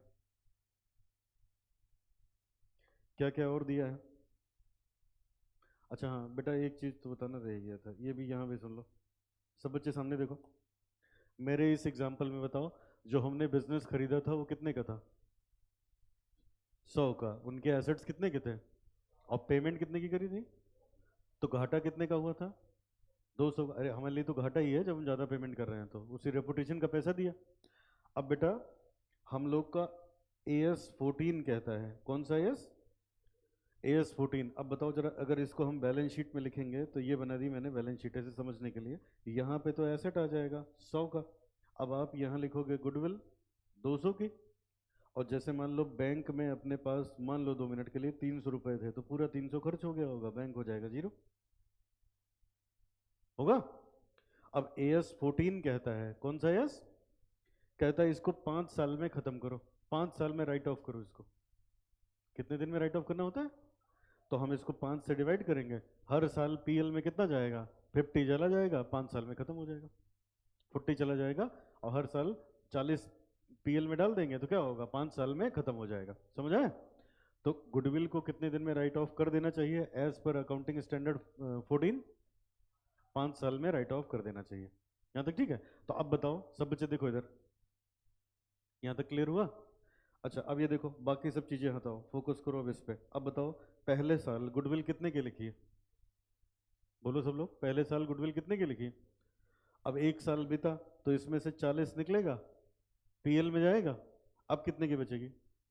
160 की। और ऐसा हो सकता है इसका रिकवरेबल 150 हो। बोलो, ऐसा हो सकता है इसका रिकवरेबल अमाउंट कितना हो? अब कैरिंग अमाउंट कितना है? 160। रिकवरेबल अमाउंट कितना है? ये इससे ज्यादा है। This is the case of impairment. समझ आए? तो कैसे होगा इम्पेयरमेंट, आप यही पढ़ने जा रहे हो। चलो अब आगे बढ़ो। तो सवाल में हमने लिखा था बॉटम अप्रोच लगाना है। अब लिखो और क्या क्या है। नंबर 1 लिखो purchase consideration, purchase consideration 2,40,000, assets acquired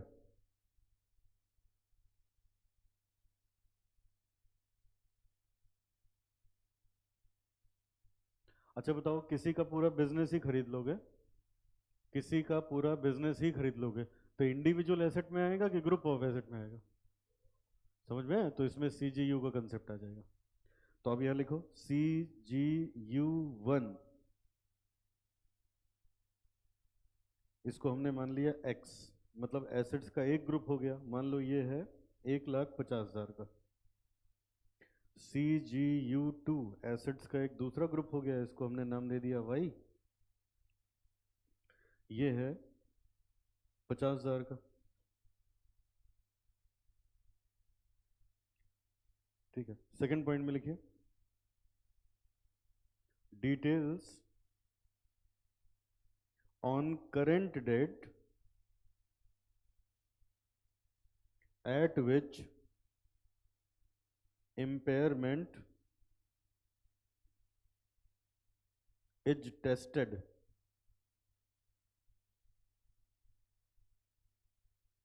bracket में लिखना आफ्टर 3 year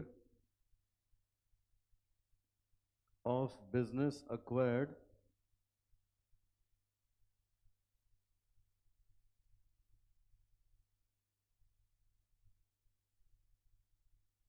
carrying amount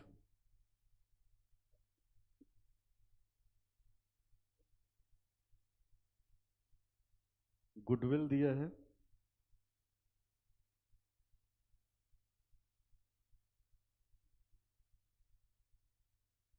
16,000 की, एक्स दिया है 2,80,000 का, वाई दिया है 70,000 का। Recoverable amount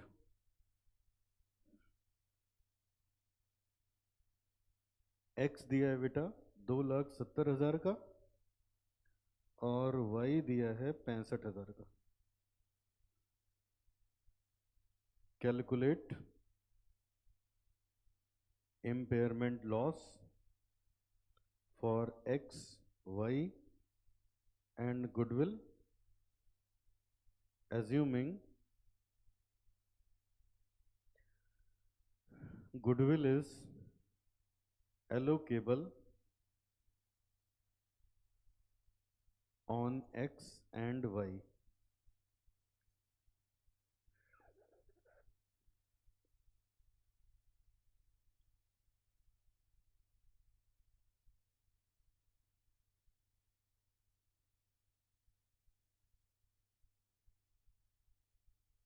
Assuming goodwill is allocable on x and y.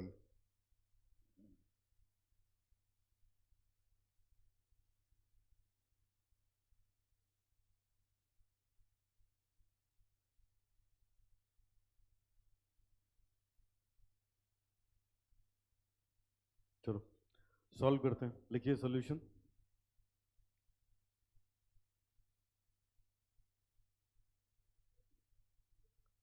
पहले लिखेंगे number 1, calculation of goodwill on the date of business acquisition.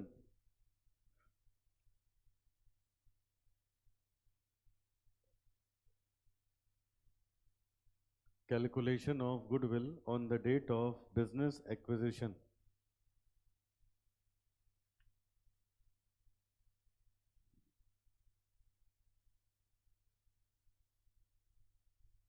ठीक है, अब स्क्रीन पे देखो, एकदम इत्मीनान से, बिना किसी जल्दबाजी के देखो। परचेज कंसिडरेशन है 2,40,000, मतलब हमने जो व्यापार खरीदा वो पेमेंट किया। परचेज कंसिडरेशन मतलब जितने का पेमेंट किया कितना है 2,00,000, और एसेट कितने का मिला, दोनों जोड़ जाड़ के 2,00,000 का। तो 2,00,000 के बदले में कितनी पेमेंट की हो, तो 40,000 का क्या हो गया गुडविल, निकालो। अब यहां लिखेंगे purchase consideration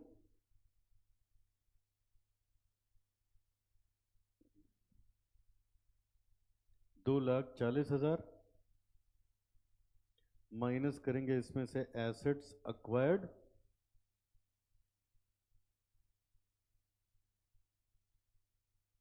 $150 plus 50 that is 2,00,000। तो गुडविल निकल के आ गई 40,000 की।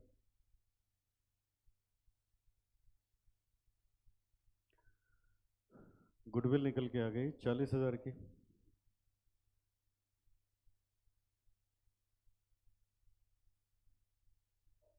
ठीक है, अब ये देखो इधर बेटा कितना क्वेश्चन यूज किया, अभी तक इतना क्वेश्चन यूज किया पहला वाला। अब देखो यहाँ क्या लिखा है, डिटेल्स ऑन करेंट डेट। ये कब का था, जब हमने बिजनेस खरीदा था, पहली इंफॉर्मेशन तब की थी। अब कह रहे हैं details on current date at which impairment is tested after 3 year business acquired.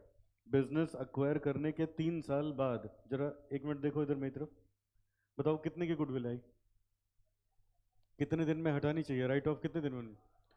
तो क्या करोगे, 5 से डिवाइड करोगे, 1 साल का कितना आया, 1 साल का कितना आया, तो 3 साल में कितना माइनस कर दिया होगा, तो कितनी बची होगी, वही लिखा है 16,000। समझ आया?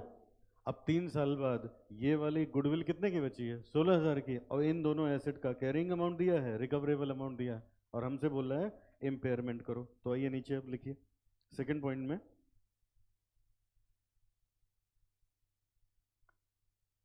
सेकंड पॉइंट में लिखिए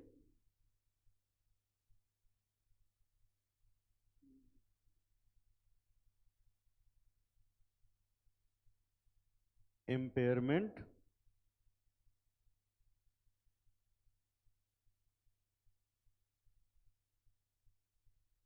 of X, Y and goodwill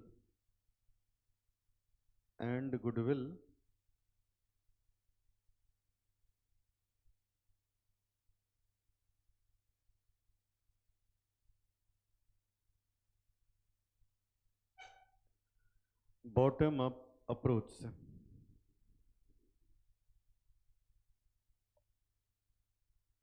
चलो, तो अब लिखेंगे बेटा ऐसे, एक तरफ x, एक तरफ y, एक तरफ टोटल कैरिंग अमाउंट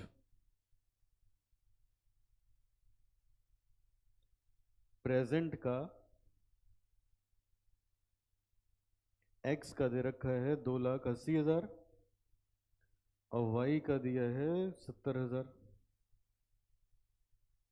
3,50,000 हो गया टोटल। एलोकेशन ऑफ गुडविल, 16,000 की गुडविल है,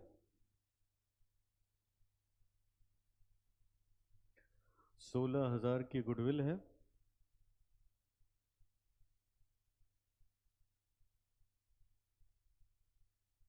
हो गया यहाँ तक? अब मेरी तरफ देखो बेटा, आज के क्लास में या कल भी जो क्वेश्चन किए थे, जैसे बताओ इसमें इम्पेयरमेंट कितने दिन बाद हो रहा है? 3 साल बाद। तो याद करो, हम लोग 3 साल बाद का कैरिंग अमाउंट खुद ही निकालते थे और रिकवरेबल क्वेश्चन में दिया होता था। बोलो, याद आ रहा है? लेकिन ये क्वेश्चन ऐसा है, कैरिंग भी खुद ही दे रखा है और रिकवरेबल भी दे रखा है, तो और इजी है, इसीलिए हमने नहीं निकाला। और इसीलिए उसने कुछ यहाँ लाइफ वाइफ नहीं बताई है कि इसकी लाइफ कितनी, इसकी लाइफ कितनी, नहीं तो हम लोग को निकालना पड़ता ना। तो उसने खुद ही बताया कि ये 280 का और इसकी कैरिंग अमाउंट बता रखा है 70,000 का, तो मैंने ये लिख दिया। अब बेटा ये जो 16,000 की गुडविल है, ये जो 16,000 की गुडविल है, इसको हम इन दोनों एसेट में बांट देंगे। किस रेशियो में? इस रेशियो में। जब हमने एसेट अक्वायर किया था तब वो जितने के थे उसी रेशियो में बांट देंगे। तो बांटिए यहाँ पे, बांटिए ratio of X and Y on the date of acquisition,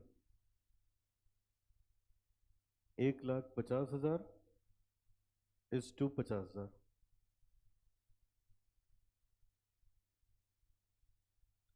3:1 आएगा ना? 12/4, 12,000 और 4,000 में बांट दिया।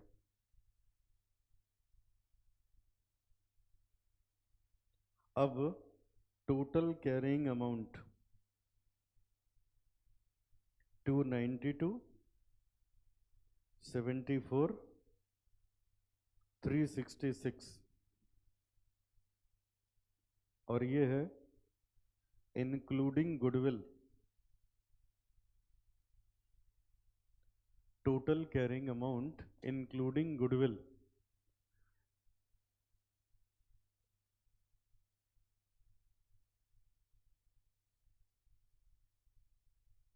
अब इसमें से माइनस करेंगे रिकवरेबल अमाउंट, क्वेश्चन में दिया है 270, 65, 270, 65,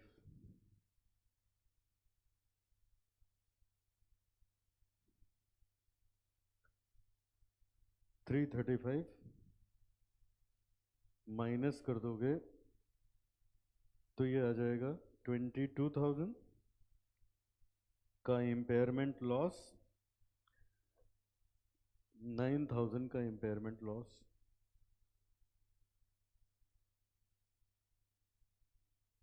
9,000 का इम्पेयरमेंट लॉस।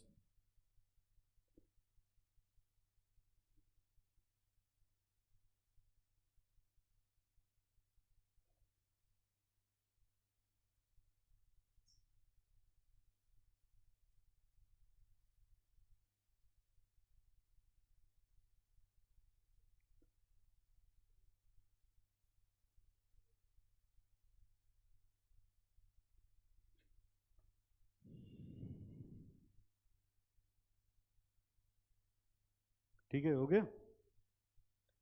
चलो अब फोकस करो, सब लोग स्क्रीन पे देखिए।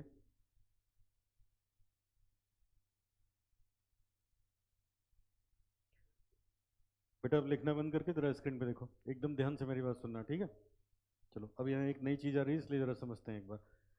फाइनल लेवल की चीज़ है, थोड़ा सा एकदम इत्मीनान से देखो। एक बार ढंग से समझ लोगे तो कोई दिक्कत ही नहीं होगी। बताओ गुडविल कितने टाइप की होती है, कौन कौन सी? क्या सेल्फ जनरेटेड का इम्पेयरमेंट हो सकता है? क्यों नहीं? क्योंकि वो बुक में ही नहीं आती, तो कहाँ से इम्पेयरमेंट होगा? तो किसका होगा? परचेज्ड का होगा। अब हमारे क्वेश्चन में लिखा है हमने किसी का व्यापार खरीदा जिसमें हमें एसेट मिले 2 लाख के और पेमेंट कितने की करी? 240 की। तो गुडविल कितने की हुई? 40,000 की। गुडविल कितने की हुई? ठीक है। अब बेटा 2 मिनट मेरे साथ साथ सब बच्चे यही सोचेंगे। बताओ ये जो 40,000 हमने एक्स्ट्रा पेमेंट किया, इन्हीं एसेट में ही तो कोई खास बात होगी। चलो बताओ, जैसे टाटा ने जगवार लैंड रोवर को खरीदा, तो ये कुछ जितने उनके एसेट होंगे उससे एक्स्ट्रा पैसे उनको दिए होंगे। तो ये बताओ, तो उनके पास एडवांस लैब होगी, बढ़िया रिसर्च वाली टीम होगी, उसी सब का तो पैसा है। अच्छी टेक्नोलॉजी होगी। बोलो बेटा। तो समझ पा रहे हो मेरी बात? तो मैं क्या कहना चाह रहा हूँ, ये जो 40,000 का एक्स्ट्रा पेमेंट किया है, हमने इन्हीं दोनों एसेट की वजह से ही तो किया है, और किस वजह से करेंगे? बोलो, इतना समझ में आ रहा है कि नहीं? 40,000 का एक्स्ट्रा पेमेंट किसकी वजह से किया हो? इन्हीं दोनों एसेट की वजह से। और वैसे भी हम क्या एज्यूम करके चल रहे हैं? Goodwill is allocable. क्या बोला? मतलब हम रिलेट कर सकते हैं कि इस 40,000 से इस एसेट को कितना फायदा हो रहा है, और इस 40,000 से इस वाले एसेट को कितना फायदा हो रहा है। हम ये मान सकते हैं ना, एलोकेबल है। तो एलोकेबल है, तो पहले तो हमने गुडविल निकाली कितनी होगी, फिर हम आए नीचे।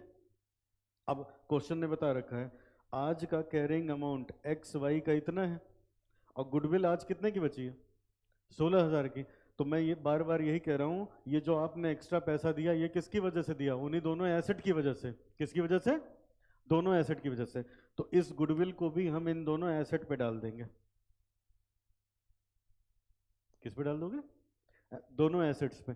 किस रेशियो में? जब गुडविल आई थी, जब गुडविल आई थी तब इनकी जो वैल्यू थी उसी रेशियो में बांट देंगे। तो बांट दिया। क्या चीज?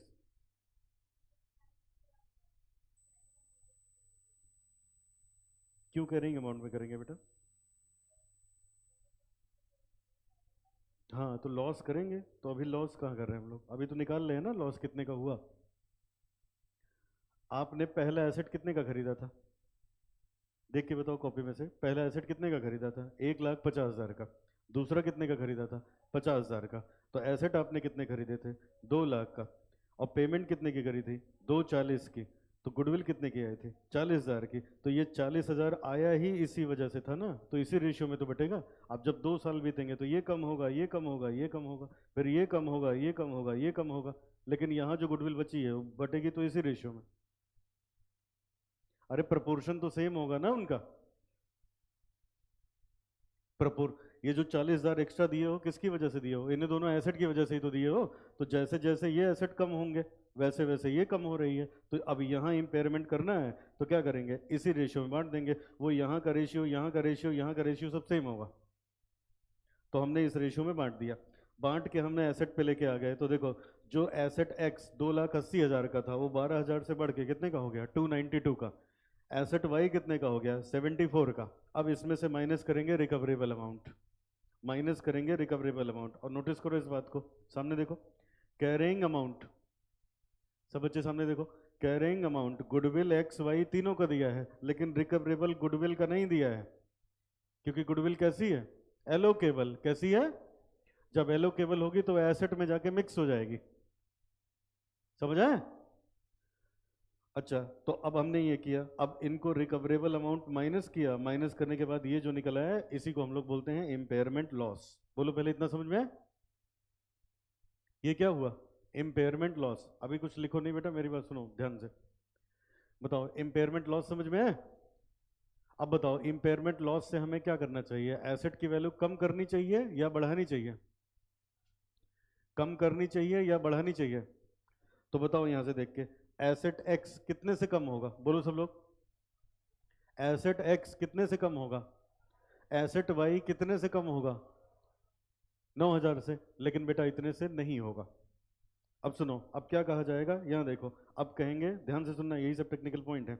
अब कहेंगे ये जो 22,000 का नुकसान आया और ये जो 19,000 का नुकसान आया, ये जो 22,000 का नुकसान आया और ये जो 19,000 का नुकसान आया, कहेंगे इस 22,000 में 12,000 तो गुडविल ही है, तो इसका मतलब 10,000 से खाली एसेट की कीमत कम हुई। इम्पेयरमेंट कितने का हुआ? 12,000 क्या है उसमें? गुडविल है। तो एसेट रियलिटी में किससे कम हुआ? 10,000 से कम हुआ। फिर यहाँ क्या कहेंगे, 9,000 का इम्पेयरमेंट आया, इनकी गुडविल कितनी आई थी? 4,000। तो कहेंगे इसमें से 4,000 की जो है वो क्या है? गुडविल है। और जो 1,000 का है कितना बेटा? 4,000 के बाद 5,000, जो 5,000 है ये क्या है? ये इम्पेयरमेंट लॉस है। तो जब एसेट को इम्पेयरमेंट किया जाएगा तो एसेट एक्स में से 22,000 नहीं माइनस होगा, कितना माइनस होगा? 10,000। एसेट वाई में से 9,000 नहीं माइनस होगा, कितना माइनस होगा? 5,000। समझ में? ये पढ़ो, ये स्टेप क्या लिखे हो, ये step. Allocate goodwill on the related CGU in the ratio of original taken values on the date of acquisition. कह रहा है गुडविल को पहले उसी रेशियो में बांट दो, तो बांट दिया, ये बांट दिया। अगला स्टेप क्या था? Calculate impairment loss related CGU by comparing carrying amount including goodwill. तो हमने क्या किया, इन दोनों को कंपेयर करके इम्पेयरमेंट लॉस निकाल लिया। स्टेप 3 पढ़ो क्या लिखा है। Adjust goodwill first. पहले क्या एडजस्ट करना है? पहले गुडविल, और उसके बाद तब क्या निकालेंगे? Impairment loss. तो इसका मतलब हम कहेंगे ये जो इसकी कीमत में गिरावट आई कितने की? 22,000 की, उसमें 12,000 की क्या है? गुडविल है। 12,000 की क्या है? तो एसेट की कीमत कितने से कम हुई? 10,000 से। तो एसेट को इम्पेयरमेंट कितने से किया जाएगा? 10,000 से, न कि 22,000 से। Because goodwill is allocable. Goodwill is allocate न होती तो कुछ और होगा। मतलब हम सीधे सीधे देख पा रहे हैं कि एसेट एक्स को 12,000 का एडवांटेज मिल रहा है गुडविल की वजह से, और एसेट वाई को कितने का एडवांटेज मिल रहा है? 4,000 का एडवांटेज मिल रहा है। सीधा सीधा रिलेट हो जाएगा, और जब रिलेट नहीं होगा तो क्या हो जाएगा? अनएलोकेबल। बोलो क्लियर हुआ? अब आओ नीचे, तीसरा स्टेप, और कर दो इम्पेयरमेंट। लिखिए नीचे इम्पेयरमेंट। ये हम लोगों ने अभी तक 2 स्टेटमेंट बनाए हैं, अब हम लोग बनाने जा रहे हैं तीसरा स्टेटमेंट। लिखो, revised carrying amount after impairment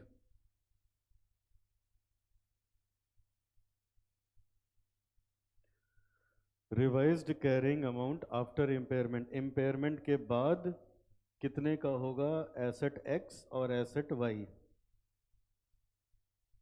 बताओ जरा, एसेट एक्स कितने का था पहले? एग्जिस्टिंग कैरिंग अमाउंट कितना है?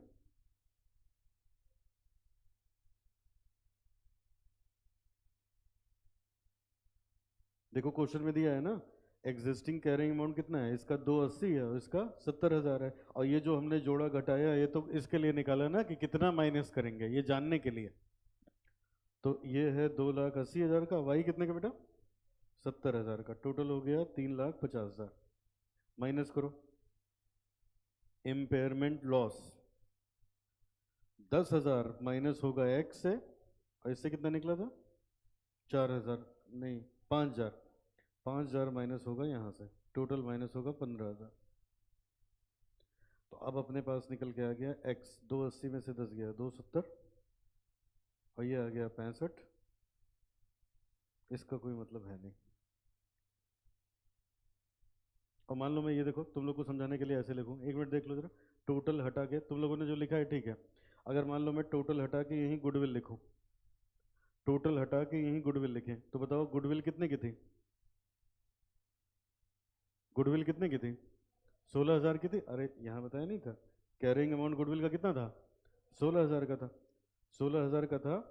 तो अब इसमें से हुआ क्या? 16,000 में से 10 से हमने इसको कम किया, 5 से इसको कम किया, अब 12 और 4 की गुडविल आई, तो 12 और 4 16,000 गुडविल का हो गया, तो गुडविल पूरा राइट ऑफ हो गई। समझ में आया? गुडविल पूरी खत्म हो गई। और जो एसेट थे उन पे इफेक्ट कितना गया? 10,000 का और 5,000 का। डायरेक्ट क्यों नहीं किया? चलो इतना लिखो पहले तो। टोटल वाला कॉलम बनाया था, टोटल के बगल में अगर हो पाए तो गुडविल वाला बना लो, टोटल के बगल में ना हो पाए तो उसी के नीचे नीचे कहीं लिख लो, है ना? लेकिन जरूरी है बेटा।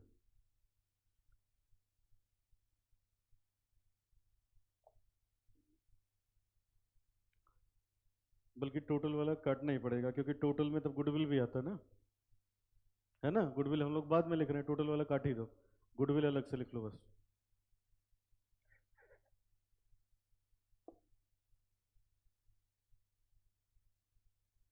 क्योंकि गुडविल डायरेक्टली एलोकेबल है, इस वजह से हम गुडविल की वैल्यू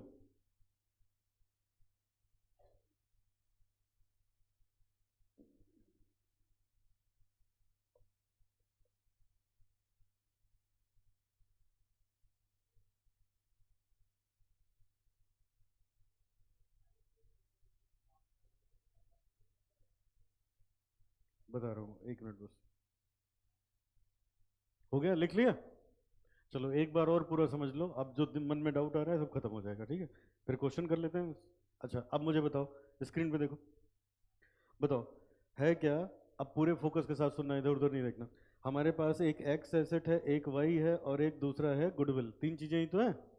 इसका कैरिंग अमाउंट कितना बताया गया? 280, यही तो था। इसका कितना था? 70,000। और इसको कितना बताया था? 16,000, ठीक है। अब अभी तक क्या होता था? हम नीचे लिखते थे रिकवरेबल अमाउंट, बोलो लिखते थे। अब सुनो, इसका कितना दिया है क्वेश्चन में देखो? 270। दूसरे वाले को देखो, 65, ठीक है। अब ये देखो, इसका दिया ही नहीं है, बोलो। गुडविल का दिया है क्या? वो देगा भी नहीं, क्योंकि गुडविल क्या है? एलोकेबल। तो हमने वो सब मेथड लगा के ढूंढा इसका रिकवरेबल अमाउंट कितना है। समझ आया? हमने ढूंढा इसका रिकवरेबल अमाउंट कितना है। तो कैसे ढूंढा? हमने ऐसे ढूंढा, क्योंकि ये डायरेक्टली एलोकेबल है, तो हमने ऐसे कहा पेमेंट करी 240 की, एसेट मिले 2 लाख के, तो इसका मतलब गुडविल है 40,000 की शुरुआत में। अब ये कह रहे हैं 3 साल निकल गए, गुडविल बची 16,000 की, ठीक है। तो हमने कहा ये 280 और ये 70 का है, गुडविल कितने की थी? 16,000 की, क्योंकि ये डायरेक्टली एलोकेबल है। क्या है बेटा? तो इसका मतलब गुडविल थोड़े ना पैसा देती है। गुडविल गुडविल की वजह से जब ये एसेट परफॉर्म करते हैं तब ना पैसा आता है, बोलो। तो अब क्या करेंगे? इस गुडविल को इनके और कैरिंग वो जो जितने में खरीदा था उस रेशियो में बांट देंगे। तो इसका मतलब क्या हुआ? इस वाले एसेट को 12,000 का फायदा पहुंचा रही है गुडविल, बोलो ठीक है? ठीक है बेटा। और इस वाले एसेट को कितने का फायदा पहुंचा रही है? 4,000 का। तो अब ये एसेट हो गया इतने का, ये एसेट हो गया इतने का, बोलो यहां तक क्लियर है सबको? ठीक है, ये हो गया। अब अब बेटा, अब हमने रिकवरेबल अमाउंट लिखा, अब हमने रिकवरेबल अमाउंट लिखा। अब असल में कहना क्या चाहता हूँ, कहना ये चाहता हूँ, ये जो रिकवरेबल अमाउंट बताया गया है इसी में गुडविल भी है। इसी में क्या है? क्योंकि वो एलोकेबल है, तो कुछ इसमें है और कुछ इसमें है। अब वो कितना है हम वही ढूंढ रहे हैं। समझ में आ रहा है? तो अब ऐसे किया बेटा, ये ये इतना और ये इतना। अब नीचे हमने इसका रिकवरेबल लिखा, लिखने के बाद इम्पेयरमेंट इतना निकल गया है, इम्पेयरमेंट इतना निकल गया है। अब सीधे कर लिया। अब इसमें गुडविल कितनी थी? 12 की, तो इसका इम्पेयरमेंट कितने का हुआ होगा? 10,000 का। इसमें गुडविल कितनी थी? 4 की, तो इम्पेयरमेंट कितने का हुआ होगा? 5,000 का। तो इसका मतलब गुडविल कितने की है? 16,000 की ही है।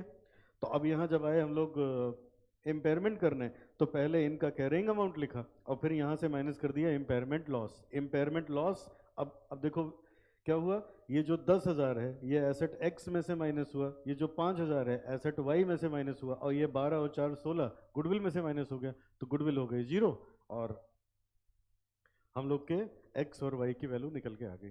बोलो क्लियर हुआ? ये 3 स्टेप अपने लोग को करना है, ठीक है? चलो आगे नेक्स्ट। अब स्पीड बढ़ा के जल्दी से एक क्वेश्चन करते हैं। क्वेश्चन थर्ड पे आ जाओ फटाफट, क्वेश्चन थर्ड पे आ जाइए।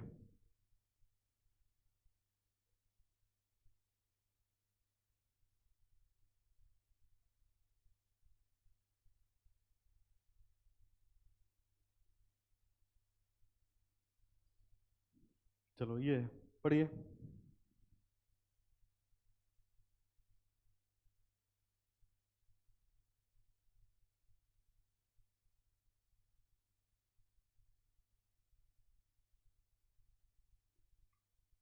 पढ़ो क्या लिखा है, लास्ट लाइन पढ़ो।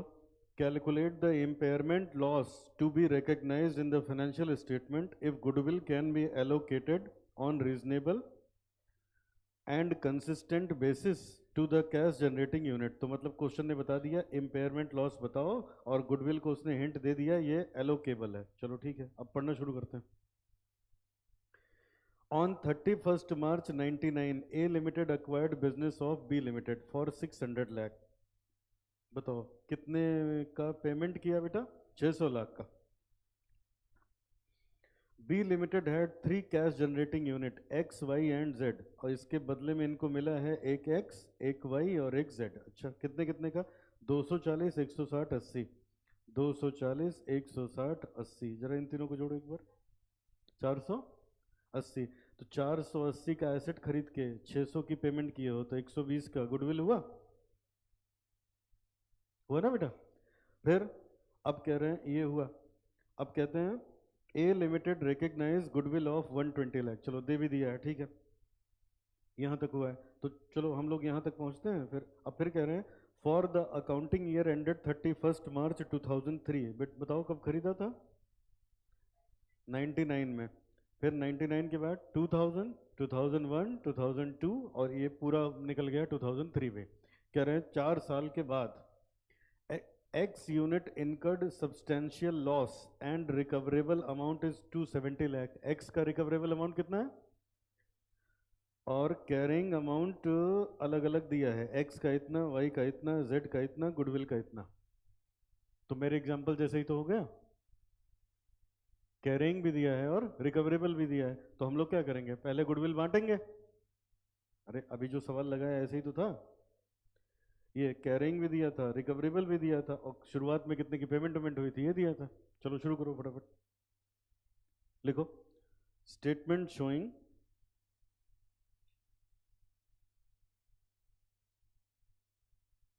Calculation of impairment loss.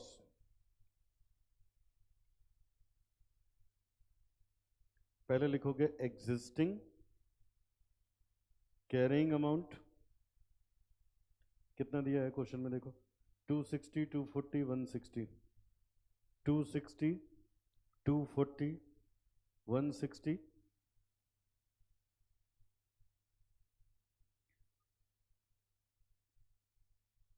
अब इसी में बोलो यहाँ तक ठीक है? अब एक मिनट देख लो जरा सब बच्चे स्क्रीन पे। अभी ऐसे लगाया था, यहाँ हमने गुडविल भी लिखा था यहाँ पे, और फिर उसको सब में बांटा था। तो अब यहाँ नहीं लिखा है तो कोई बात नहीं, डायरेक्ट डायरेक्ट यही नीचे लिख के तीनों में जोड़ दे रहे हैं इसी रेशियो में, ठीक है? अब नीचे लिखो गुडविल, ऐड करिए गुडविल, और इसी रेशियो में ऐड कर दो, मतलब इस रेशियो में नहीं, गुडविल किस रेशियो में ऐड होती है? हाँ, रेशियो ऑफ परचेज। और जब खरीदा था तो कितने का था, देखो एक बार ऊपर था 240, 160, 80। 240, 160, 80, और गुडविल थी कितने की बेटा? 120। जरा बांटो, 8 2 16, 3 to 1 का रेशियो, तो 12, 8 और 4 ऐड कर दो तो आ गया 272, 248, और 164। अब आगे आ जाओ, रिकवरेबल अमाउंट क्या?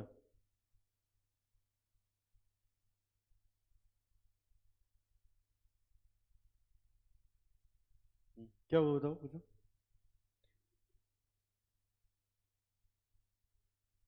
हाँ। अच्छा, नहीं बेटा, 4 साल निकल भी तो गए हैं ना। इधर देखो, गुडविल कितने की थी? 120 की, डिवाइडेड बाई 5, हर साल कितने से हो रही? और 4 साल निकल गए इंटू 4, तो कितने से निकल गए होगे? 96 माइनस 120 कितना आएगा? 24। मैं यहाँ लिख देता हूँ, नीचे भी लिख देता हूँ बेटा। तो यहाँ लिखो टोटल, ये आ गया total carrying amount including goodwill. अब नीचे लिखो रिकवरेबल अमाउंट।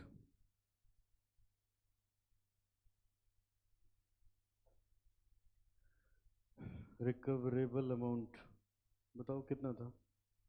260? नहीं, नहीं ये है।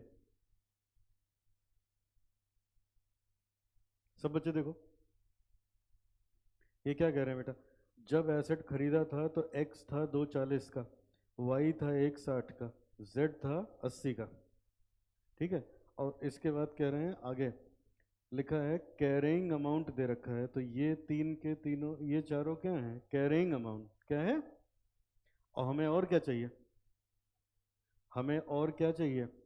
Recoverable amount. और ये देखो, खाली एक्स का रिकवरेबल दिया है, लिखा है x unit incurred substantial loss. किसको नुकसान हुआ? It's recoverable amount is 270। तो एक्स का है तो कोई बात नहीं, बाकियों से हमें मतलब ही नहीं, तो हम यहाँ लिखेंगे 270, ये है ही नहीं। तो अब यहाँ लिखेंगे इम्पेयरमेंट लॉस। हमें एक्स पे हुआ 2 का, यहाँ नहीं, यहाँ नहीं। अब तुम लोग अभी पूछ रहे थे इसलिए मैं लिखा देता हूँ, गुडविल 120 की थी, माइनस 120 डिवाइडेड बाई 5 इंटू 4, तो ये बची होगी 24 की। और यही 24 बांटा गया है।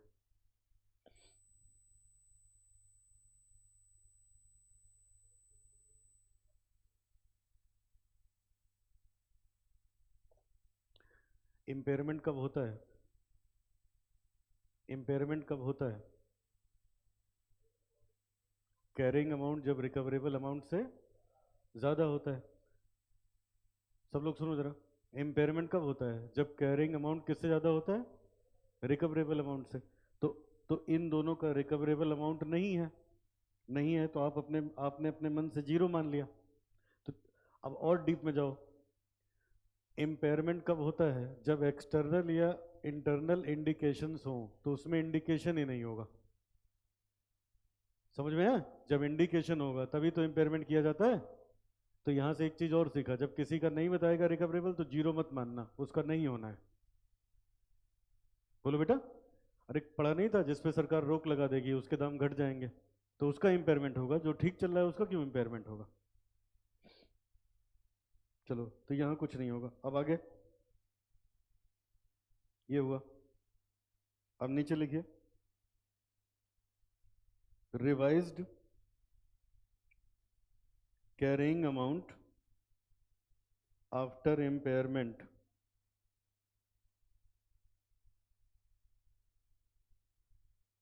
X Y Z goodwill.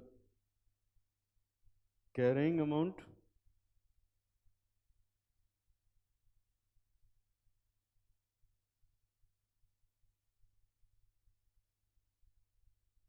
Impairment loss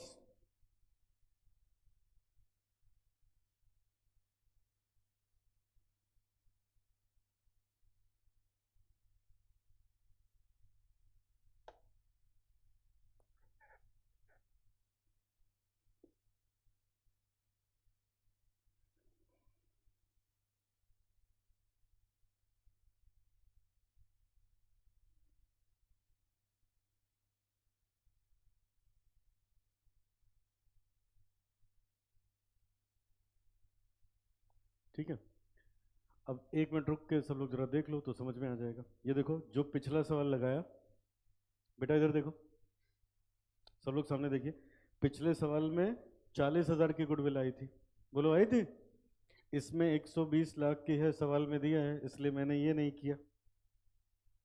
question में दिया था ना, तो इसलिए मैंने नहीं किया। अब देखो दोबारा से, पिछले में क्या किया था, ये स्टेटमेंट बना के गुडविल जोड़ा था, जोड़ के ये निकाला था।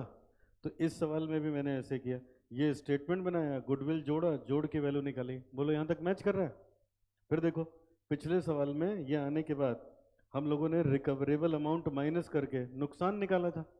तो यहाँ पे रिकवरेबल अमाउंट खाली एक ही का दिया है, तो उसको माइनस करके नुकसान एक ही पे हो रहा होगा, बाकी दोनों का इम्पेयरमेंट होगा ही नहीं।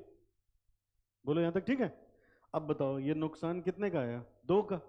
अच्छा अब ये देखो पिछले सवाल में फिर आओ। अब हमने कहा था यहाँ जो नुकसान होगा उसमें से पहले क्या सेट ऑफ किया जाएगा? गुडविल। फिर जो बचेगा उससे कौन इम्पेयरमेंट किया जाएगा? एसेट। कौन किया जाएगा? अब यहाँ आओ देखो, बताओ बताओ बेटा, यहाँ नुकसान कितने का हुआ? बोलो सब लोग, यहाँ नुकसान कितने का हुआ? 2 का। पहले क्या एडजस्ट होता है?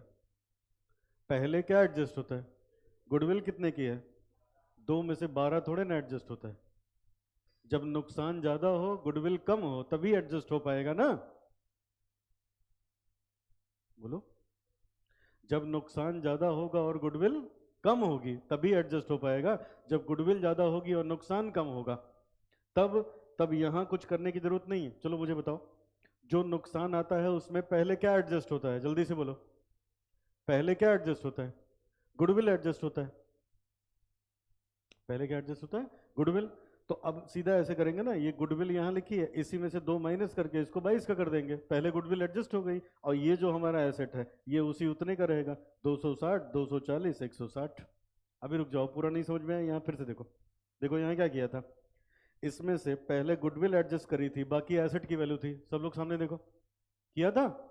इसमें गुडविल पहले एडजस्ट किया था और ये एसेट की वैल्यू थी। अब अपने इस सवाल में क्या हो रहा है, एक ही एसेट हो ही रहा है इम्पेयरमेंट, दूसरा हो ही नहीं रहा है, बाकी दोनों हो ही कहां रहे हैं?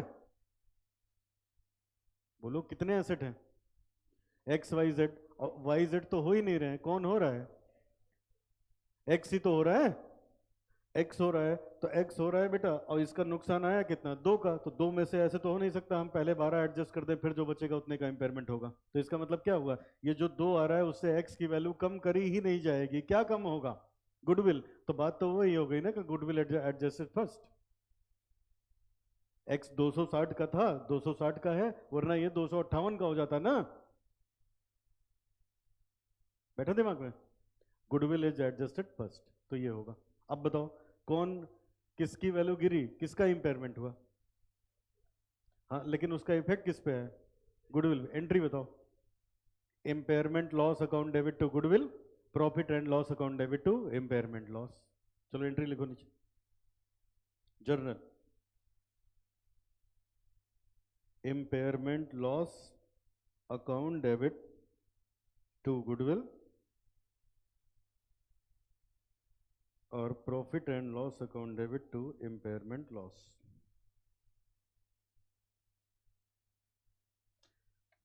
चलो अभी इतना करेंगे, बाकी ब्रेक ले लो।